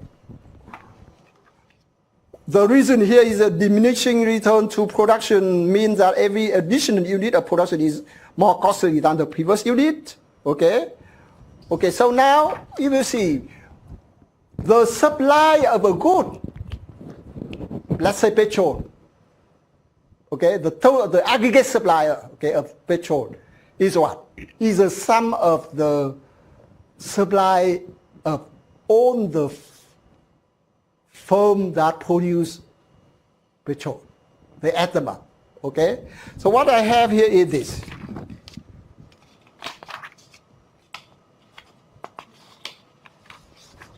Okay, so here I talk about one firm on the left, one firm, okay? Here I talk about market. So here I talk about, assume that the market have 1,000 firms. They are just very similar. Let's make it simple that way. So what I have here, from the supply of each firm, I can get to the aggregate supply of petrol of the economy, right? Add up horizontally the supply of all the firm. Is that okay? All the firm, okay? Before, at the price of one, each firm agreed to send 100 quantity, unit or whatever, petrol, unit of petrol. Now we have 1,000 of those firms. I just multiply this by 1,000. And I get to this kind of, okay, 100K, meaning that 1,000 firms. So is that okay? Very easy. To add the firm horizontally, the supply of firms, and just do it or horizontally and get the aggregate supply, okay? But the question is that if you learn, you took my MAE 101, then you can see that this kind of supply for each firm here. This is just come from this. It has something to do with this graph. Okay, what I have here. You see, firms in an economy, what do they do? All they do is just maximize profit. Okay, if profit is negative, they just don't stop producing. If positive, they keep another firm enter the industries, right? We talk about perfect competition, we don't talk about monopoly here. Okay, when we talk about perfect competition, what happened? There are a lot of firms, thousands of them. You're one of many. And when we talk about perfect competition, we talk about firm being what? Price taker. We take price, we cannot influence price. You enter the industry, and if the price of gas is like $50 per barrel, you have to produce at that price. If your cost is higher than $30 per barrel, then you lose. Okay, so you are like price taker. I use the example of petrol, maybe not correct, because petrol you think about OPEC and like kind. But think about other goods. Okay, what are the goods that you can think of as having perfect competition here? Give me an example. Many firms. To some extent, you can think about what? What? Shoes, yeah, normal shoes, yeah. Because, okay, so if you think about many firms, okay, producing the same goods, and you are price taker, you talk about perfect competition. So what do you have here? What do you have on this graph here? What we have here is this upward sloping line, which is marginal cost. Okay, what is the marginal cost? It's the cost that you have to pay in order to produce an additional product. Okay, what do you have here? ATC, average total cost. Average total cost. So ATC equal to what? ATC equal to total cost divided by quantity. As simple as that. So ATC, you see it go down and then it go up, okay? And the marginal cost go to the minimum point here. Okay. Okay. So now let's talk about firm imperfect competition. What happened? Let us assume that the price is P1. If the price is P1, firm will be willing to, firm can send Q1 at this price of P1. Okay? So this rectangle here, what do you got? Is the total revenue. Is that what? Price times quantity is total revenue. Okay? But now the firm will have to decide whether produce or not. They have to see whether it makes some profit or not. How? On this graph, what I can see is that at this quantity here, there's an average cost equal to A1. And this rectangle here is a total cost. Total cost. So what happened? What's left for the blue area? Profit. Revenue minus total cost is profit. So what happened? Profit, and remember in economics we talk about economic profits, okay, which is positive. And what happened if there's positive coin? Other firm will enter the industry. Okay? Shoe make a lot of profit. I want to open a shoe factory. I want to produce shoes. Okay? So if other firm enter the industry, what happened to the demand? Okay? For sure, each firm will go down. Because there's a fixed amount aggregate demand, but there's more firm. So what will happen to the demand for each firm? It will go down. So what happened is that the demand will shift down. It will shift down, and with the demand shift down, what happened to the marginal revenue will go down. So if we see that in the end, the equilibrium is in the long run here. I talk about the long run. I talk about zero profit, economic profit, okay? Zero profit doesn't mean that you have zero. It's zero economic profit. It means that you can earn better than producing shoes. You have some return, but so economically its profit is zero, and this is why we get the equilibrium. So when you see that this is the supply by firm, okay, and this is a shutdown point. So that's why you see that the MC is just the supply which is upward sloping, and that's why I talk about the supply of each firm is upward sloping. Okay, so behind that is this. Okay, this is how that is this.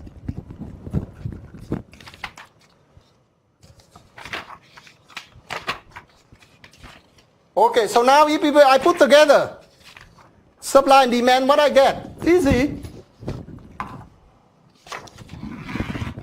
I will have this kind of demand, and I have this kind of supply. Okay, and this is the price at equilibrium, and this is the quantity. So in economics, not a lot of our analysis has to do with this kind of supply and demand. Okay, whether it's one supply, one demand, or domestic supply, domestic demand, but then it's just that. Okay, and this is where we get to the equilibrium here. That's where price is likely to remain where it is before the next shock. Maybe the shock of, from the demand side or from the supply side. Okay.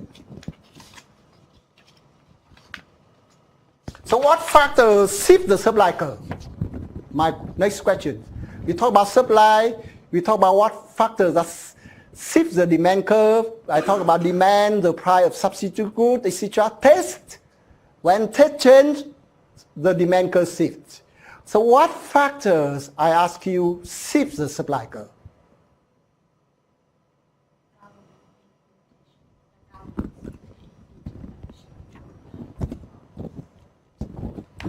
You say that the government intervention? Yeah. Okay, so here's the thing, very good point. So when we talk about tax, what we have here is that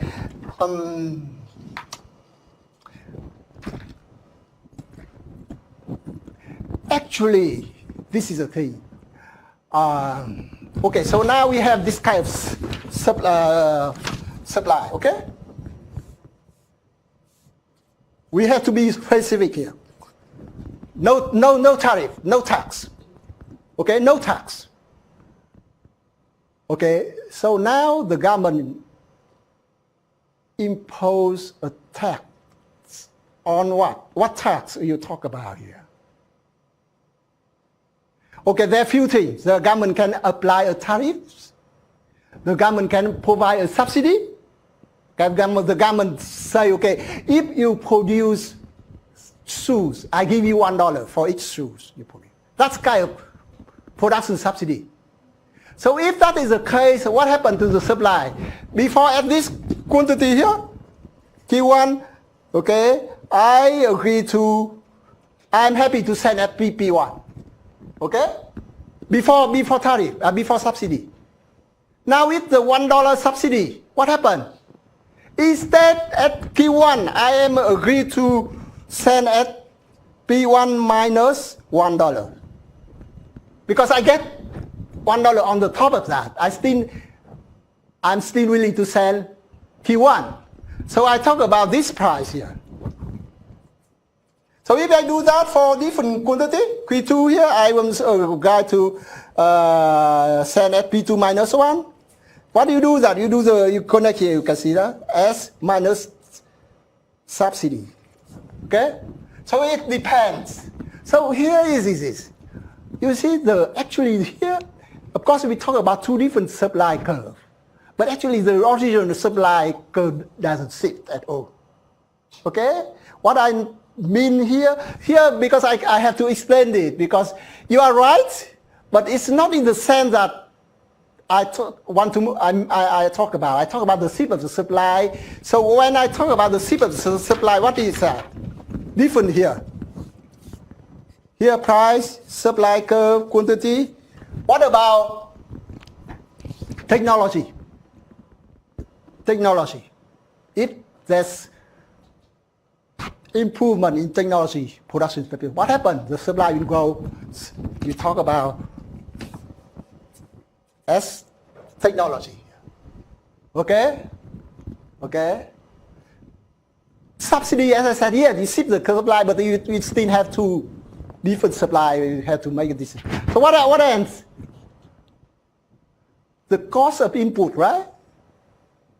Because it has something to do with the production. The cost of input. Okay? Okay? So let's say we talk about shoes, let's say the price of input go down. Okay? Then everything equal, we talk about shape of the supply. Think about that, okay?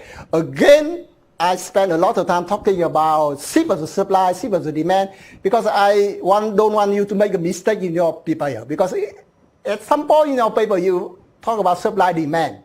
And then you need to remember that, okay? Okay, so now as I said that,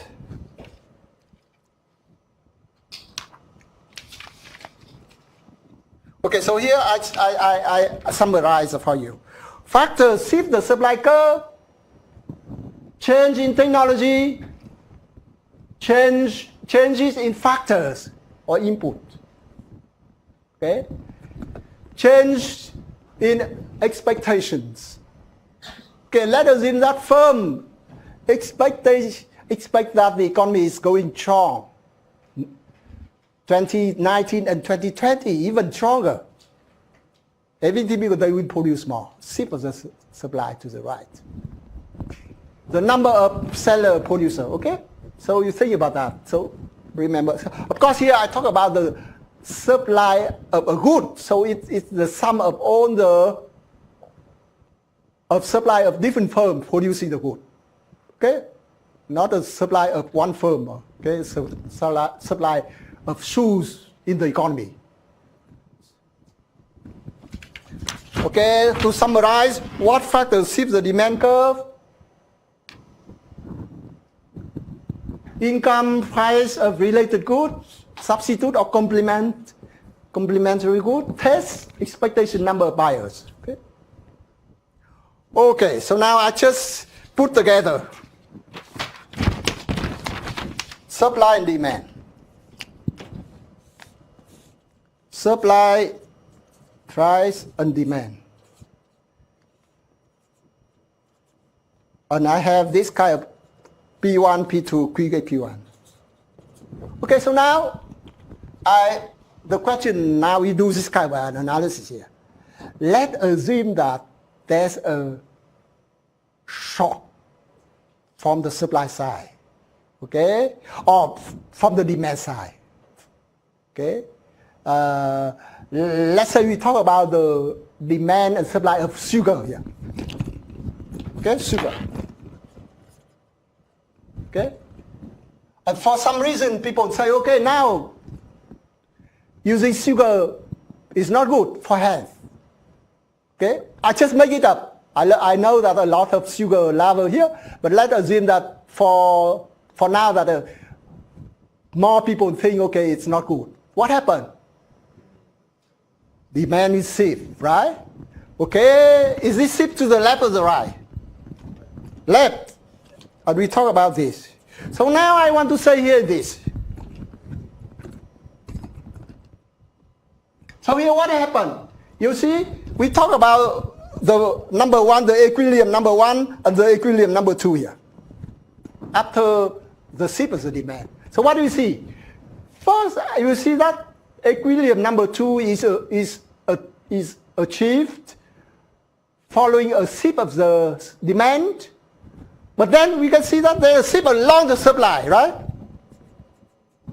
Okay? Okay? Okay, so in previous year, in some research paper group members, right, they say, okay, because of the reduction in the demand for sugar, okay, what happened is that there's a shift of the demand to the left, and because of that, there's a reduction in the price. Of course, we talk about this price P2 here, right? And then they keep saying, because the price is going down, the supply will decrease. Is that true or not? Is that correct or not?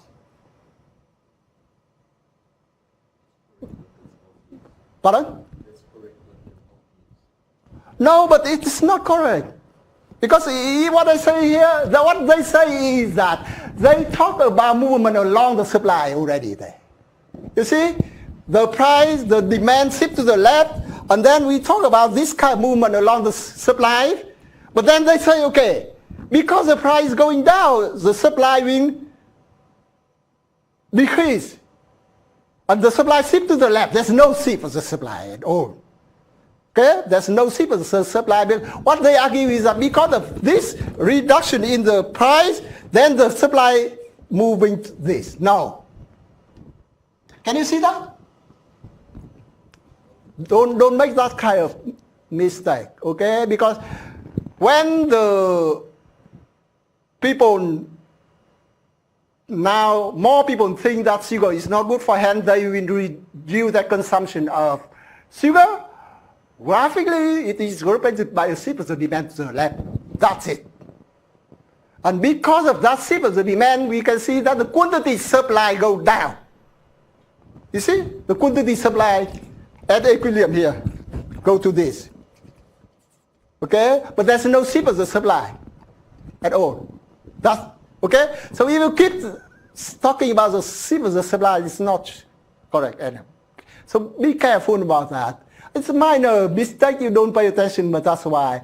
And I think that in your research, you may talk about this, because usually you talk about the relationship between two variables, and usually that relationship has something to do with supply and demand, and then you have to do this kind of, explain that, okay, why this variable will go down and then the other dependent will go up, etc. So pay attention to that when you use supply and demand curve in your analysis.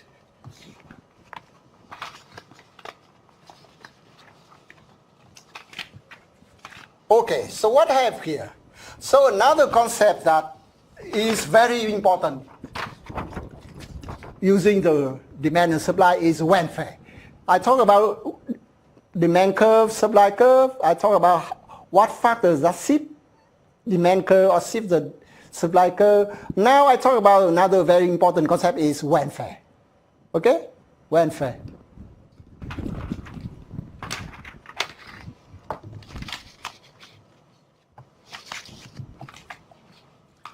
Okay, so now we are at this point here. We are at this point. Quantity, price, supply, and then demand. Okay, and then we talk about the equilibrium here. Huh?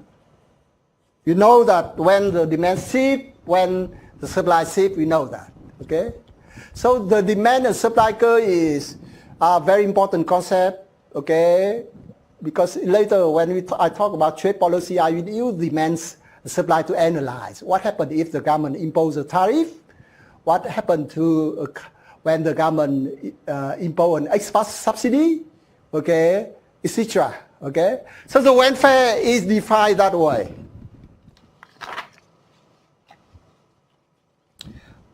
A welfare of countries have this component here. Okay, I write down here, welfare. Okay, usually I use W to denote welfare. Okay, is equal to what?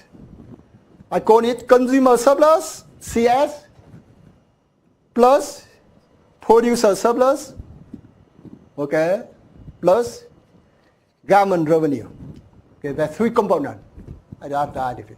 So government revenue, if the government receive,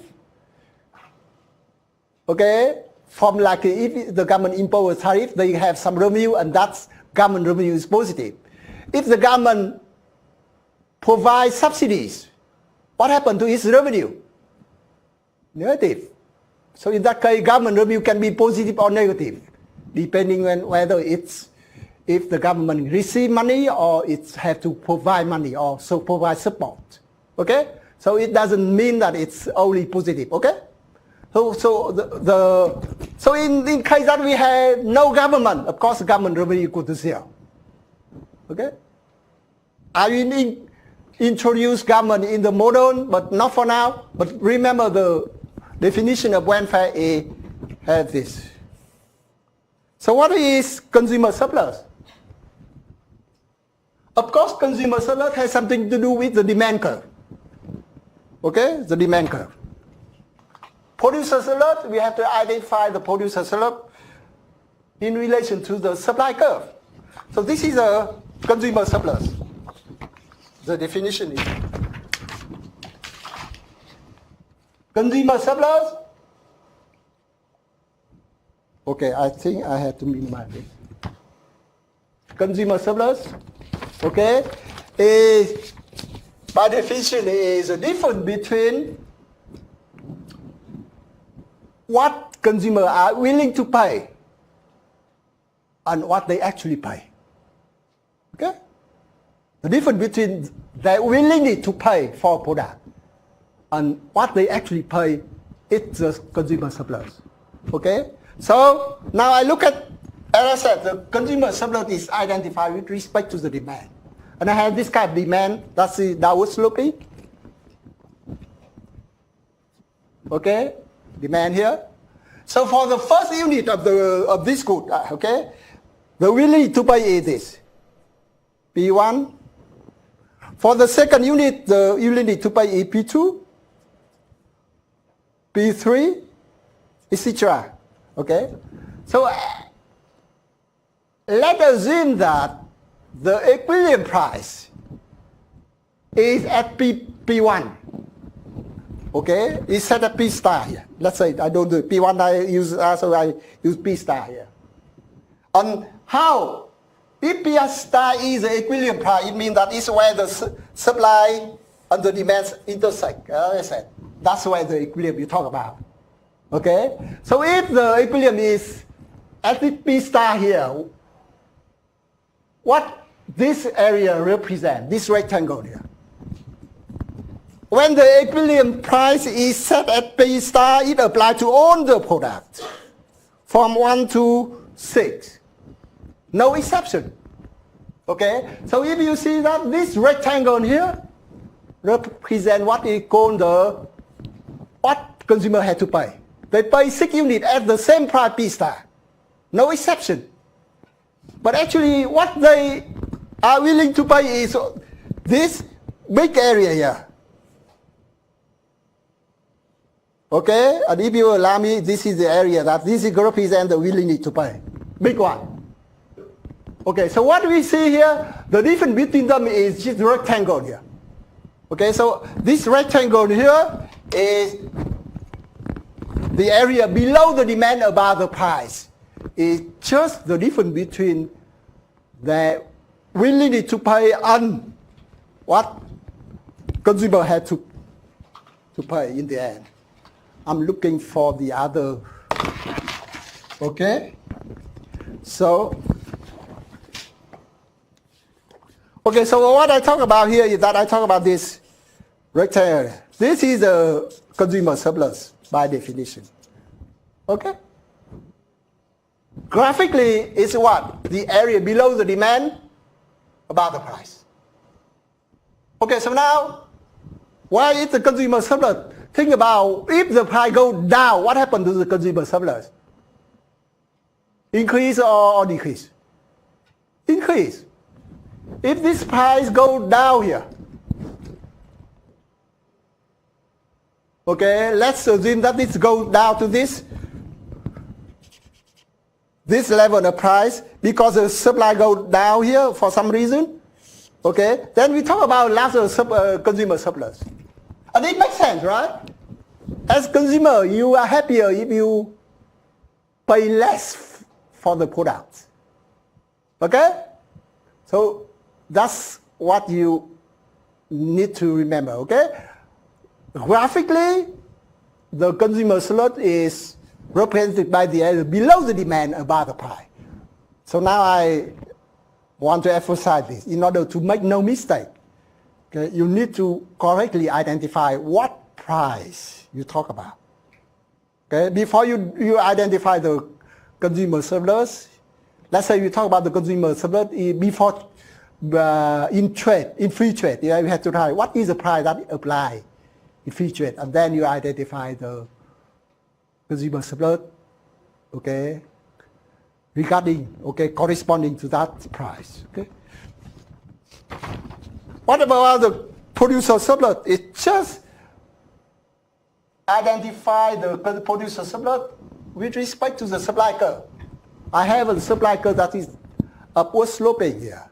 And what it says here on this slide, producer surplus measures the difference between what the producer receives and what the producer is willing to sell.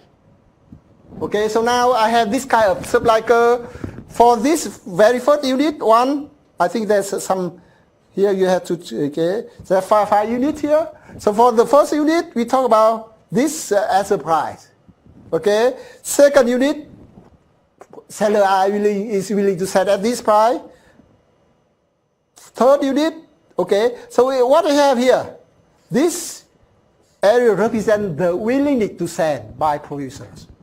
Okay, if you look at 6 units separately, but when the price is set up at this price P1, where the demand and the supply intersect, this price P1 applies to all the 6 goods.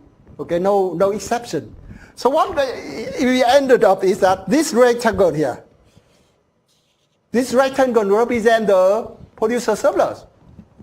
Okay, so producer surplus is graphically represented by the area below the price above the supply curve. So now assume that the price of, let's say, this good shoes increase. What happened to the producer surplus? Increase. Producer want to sell good at a higher price. Everything being equal, they are happier. Okay? So if I put together here, this is in an economy when there's no government intervention, the welfare is represented by this area. Okay.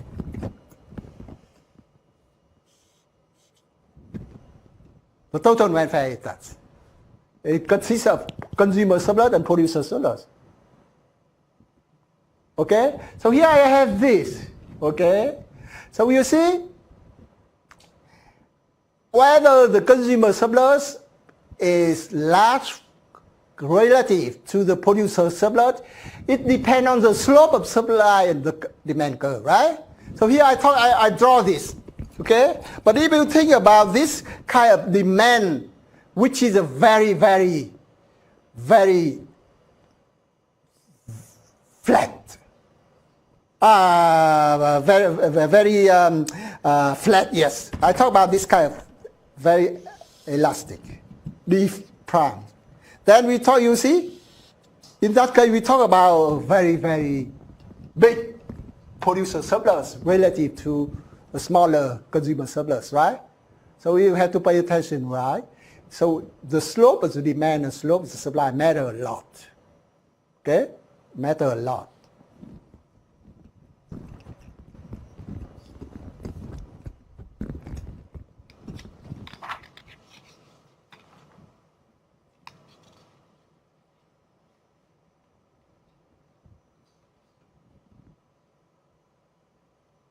Okay, so now we do some kind of analysis, very simple one.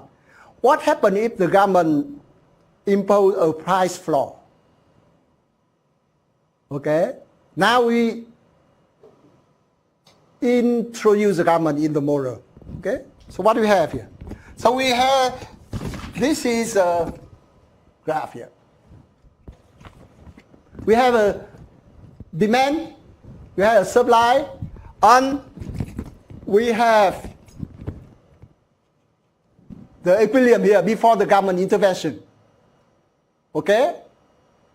But now, for some reason, the government wants to support producers, domestic producers. They say, okay, this, let's say before the, if we without government intervention, the price is, let's say, P star here equal to 10.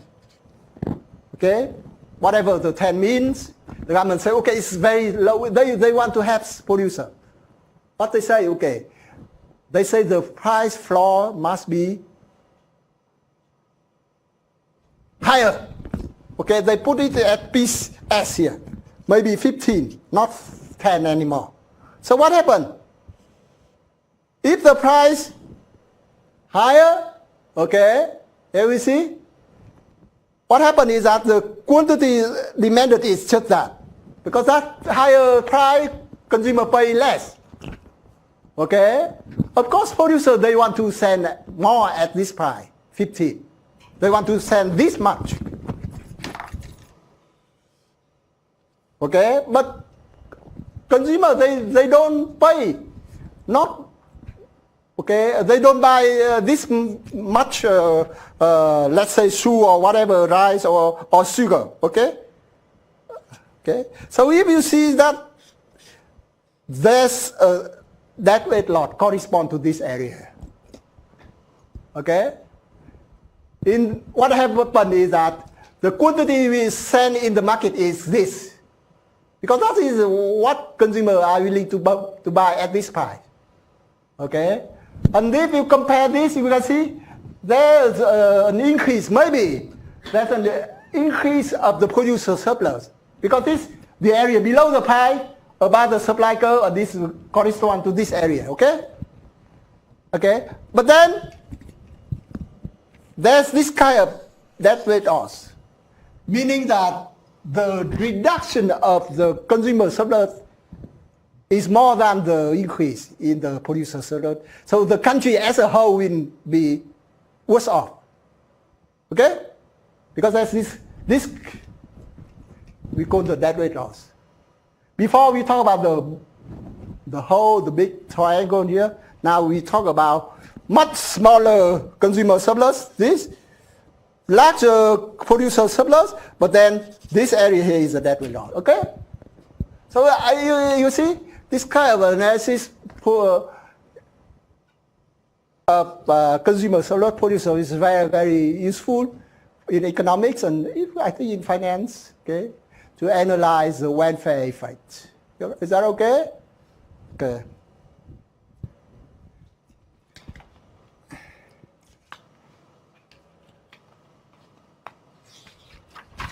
If the government impose a price floor and buys all the quantity, so if I just develop okay, so as I see, if the government buy all the quantity, okay, as I said, if the price is set up at this level here,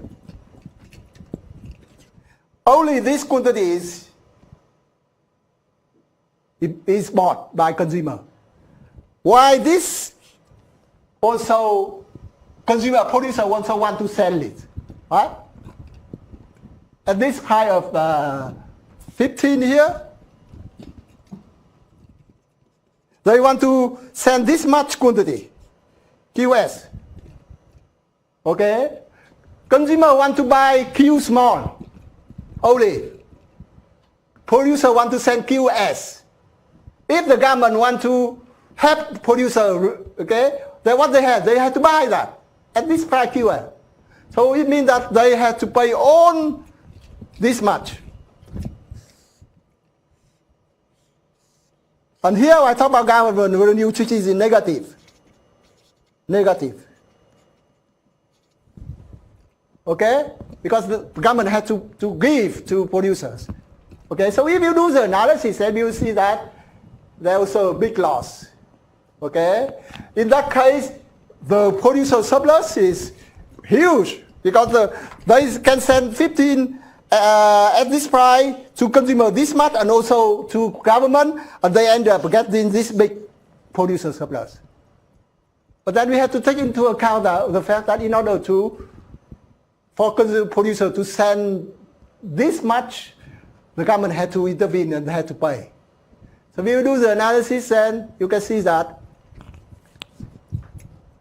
the country as a whole will lose. Okay? It's kind of analysis that's... Okay, so I gave another example to show you how we can use the concept to analyze the welfare effect of price ceiling here. Okay, so what happened is price ceiling. Let's say the price, if without the government, it's let's say 10. And the government say, okay, it's too high. They say, okay, you cannot send at this price of 10, you only can at this price of, let's say 7. 7 only. So what happened? At this price of 7, and in this case they want to help consumer, right? Consumer only to pay $7 per unit. Before they had to pay 10. Too high. The government say, okay, I want to impose this price selling at 7. And if that's the case, what happens? Producer only willing to provide Q small. Okay? Consumer, they gain because now they can buy the product at this price of 7, and this is their consumer surplus. But what is this? That with loss again for the countries. Because we talk about the welfare of the country as a whole, we talk about the sum of producer surplus, consumer surplus, and government revenue together. Okay? So when we have this, we can do this kind of analysis.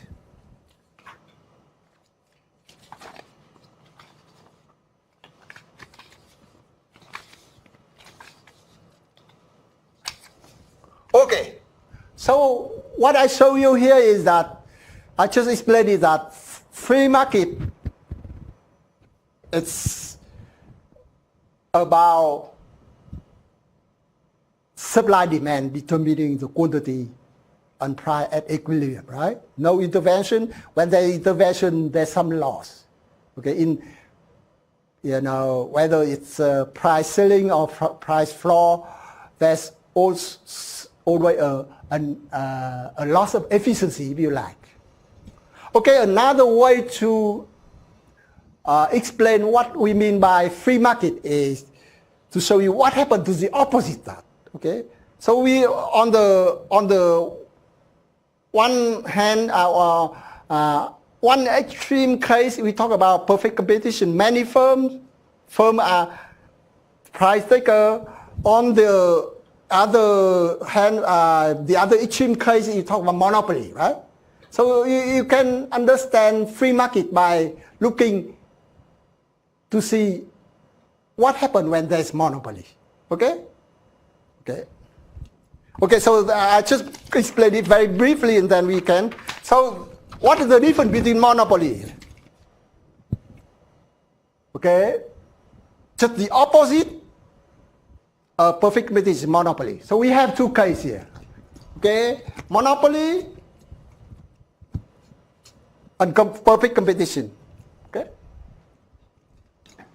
Monopoly, we talk about a demand which is horizontal. As I said, firms are price taker. No effect in okay. What about in case of monopoly? When we talk about monopoly, we talk about one firm producing the good and that's only one firm. Okay? I mean, what are the examples of monopoly we can think of? I think, pardon?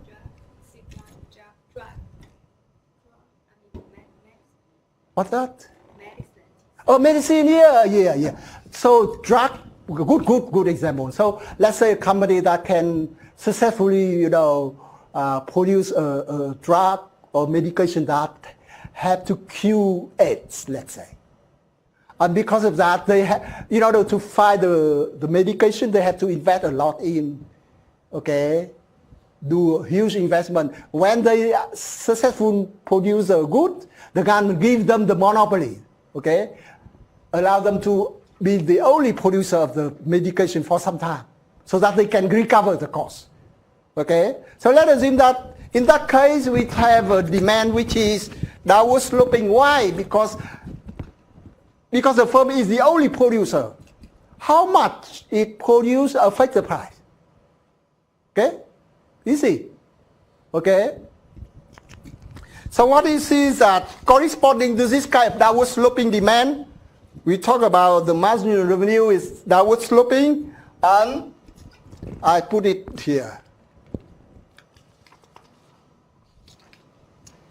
The firm, the monopoly firm, like any other firms, they just want to maximize profits.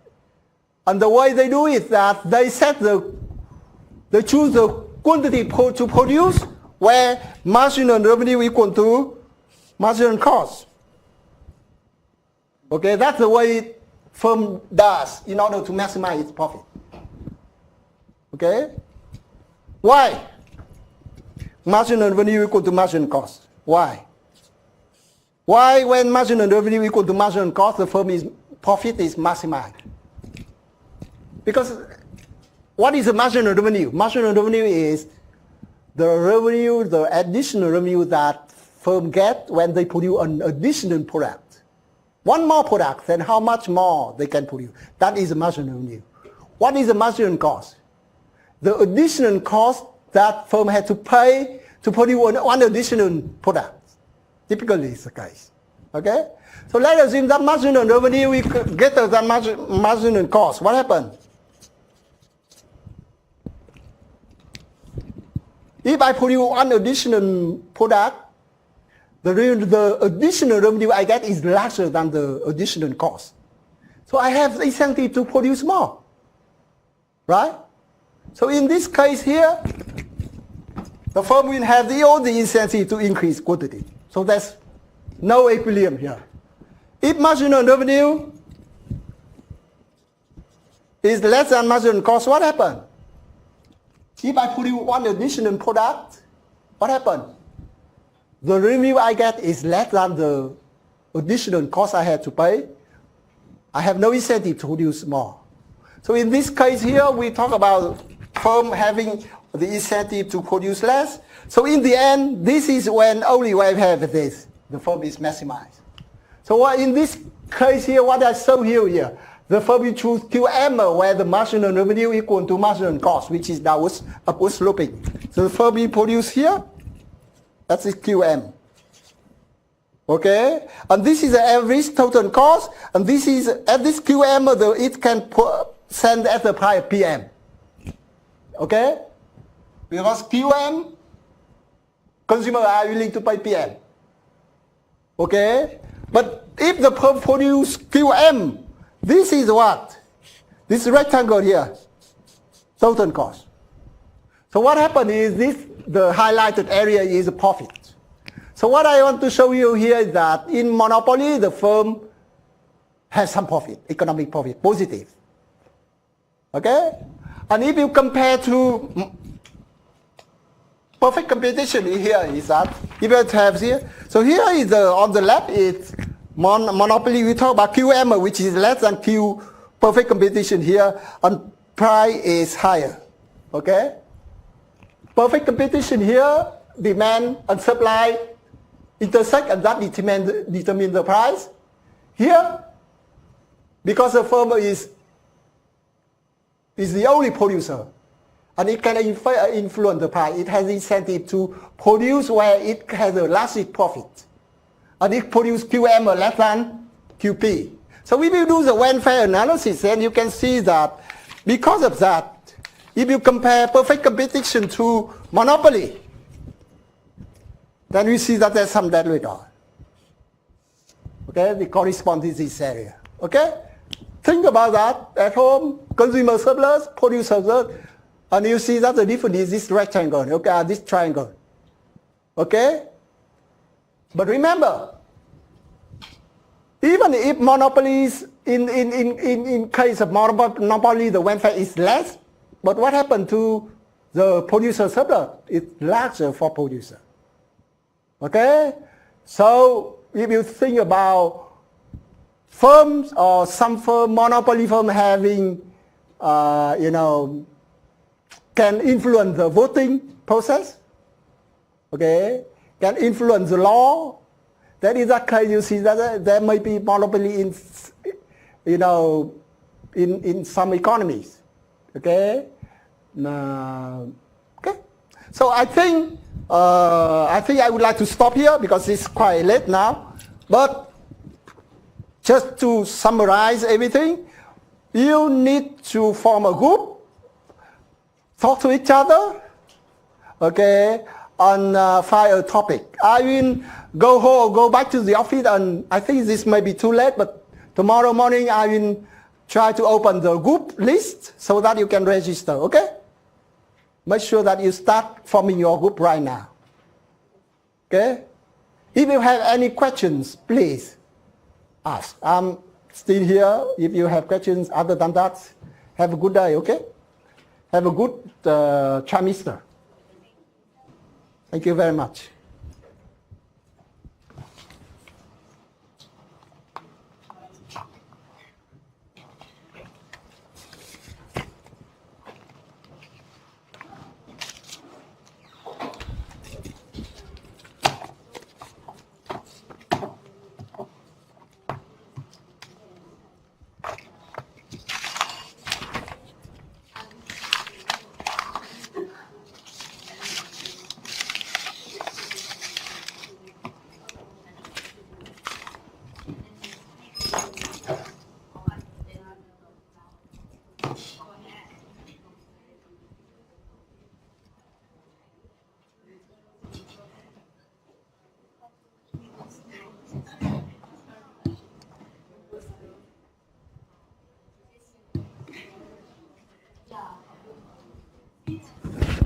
Okay.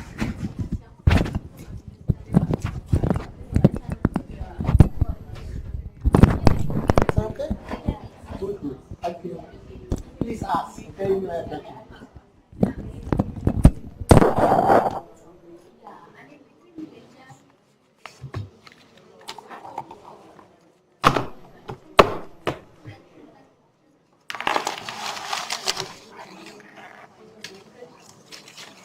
No, nothing.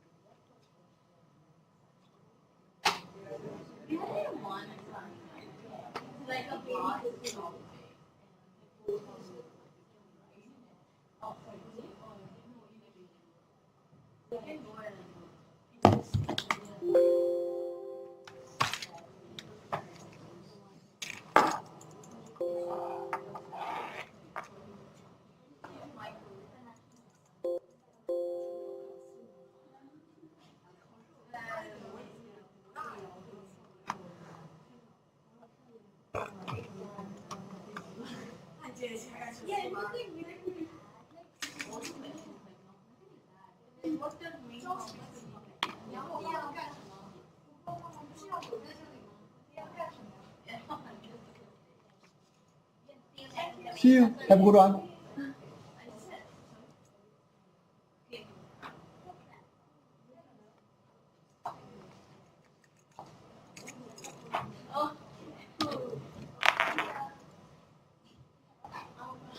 I just want to know if it's a lecture recorded.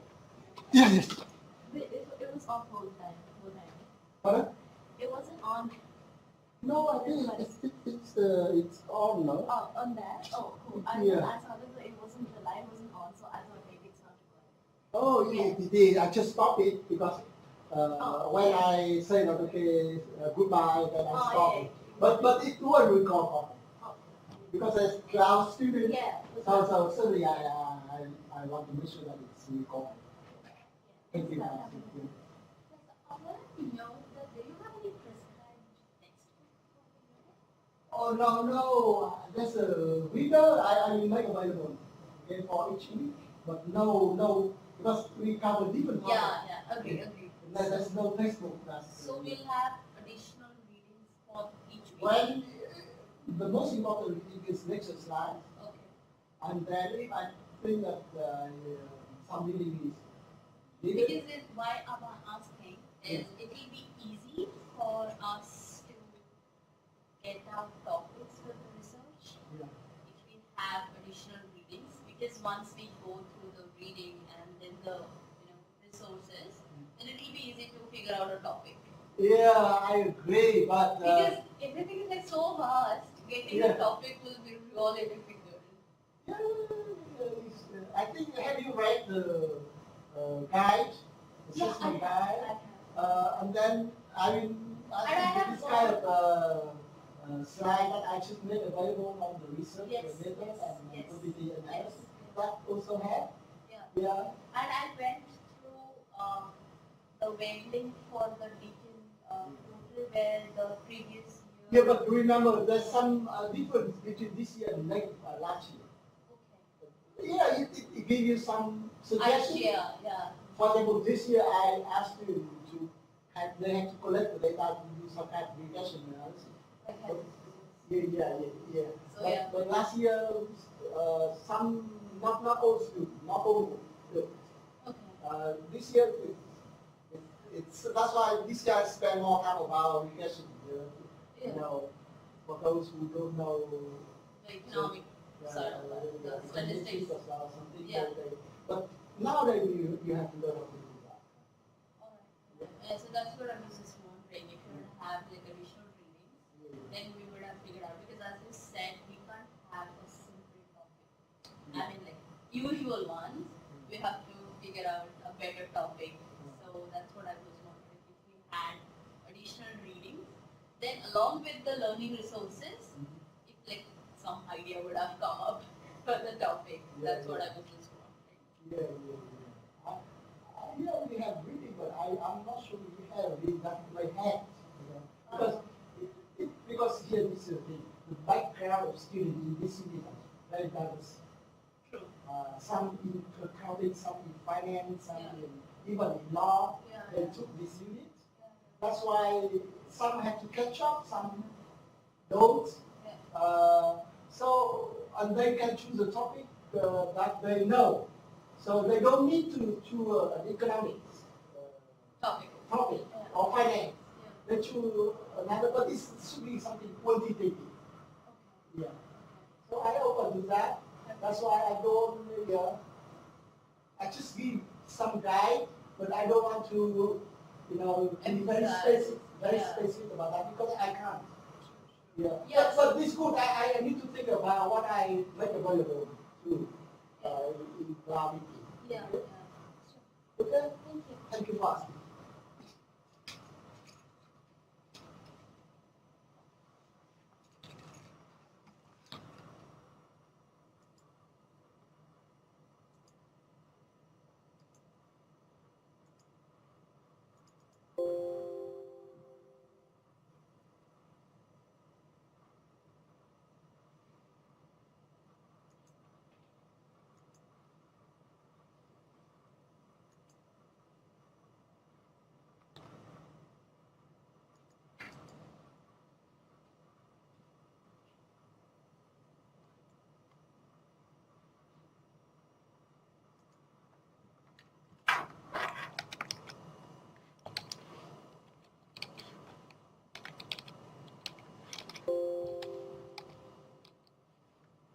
Have a good night, Patricia. Yeah. Thank you. Have a good one.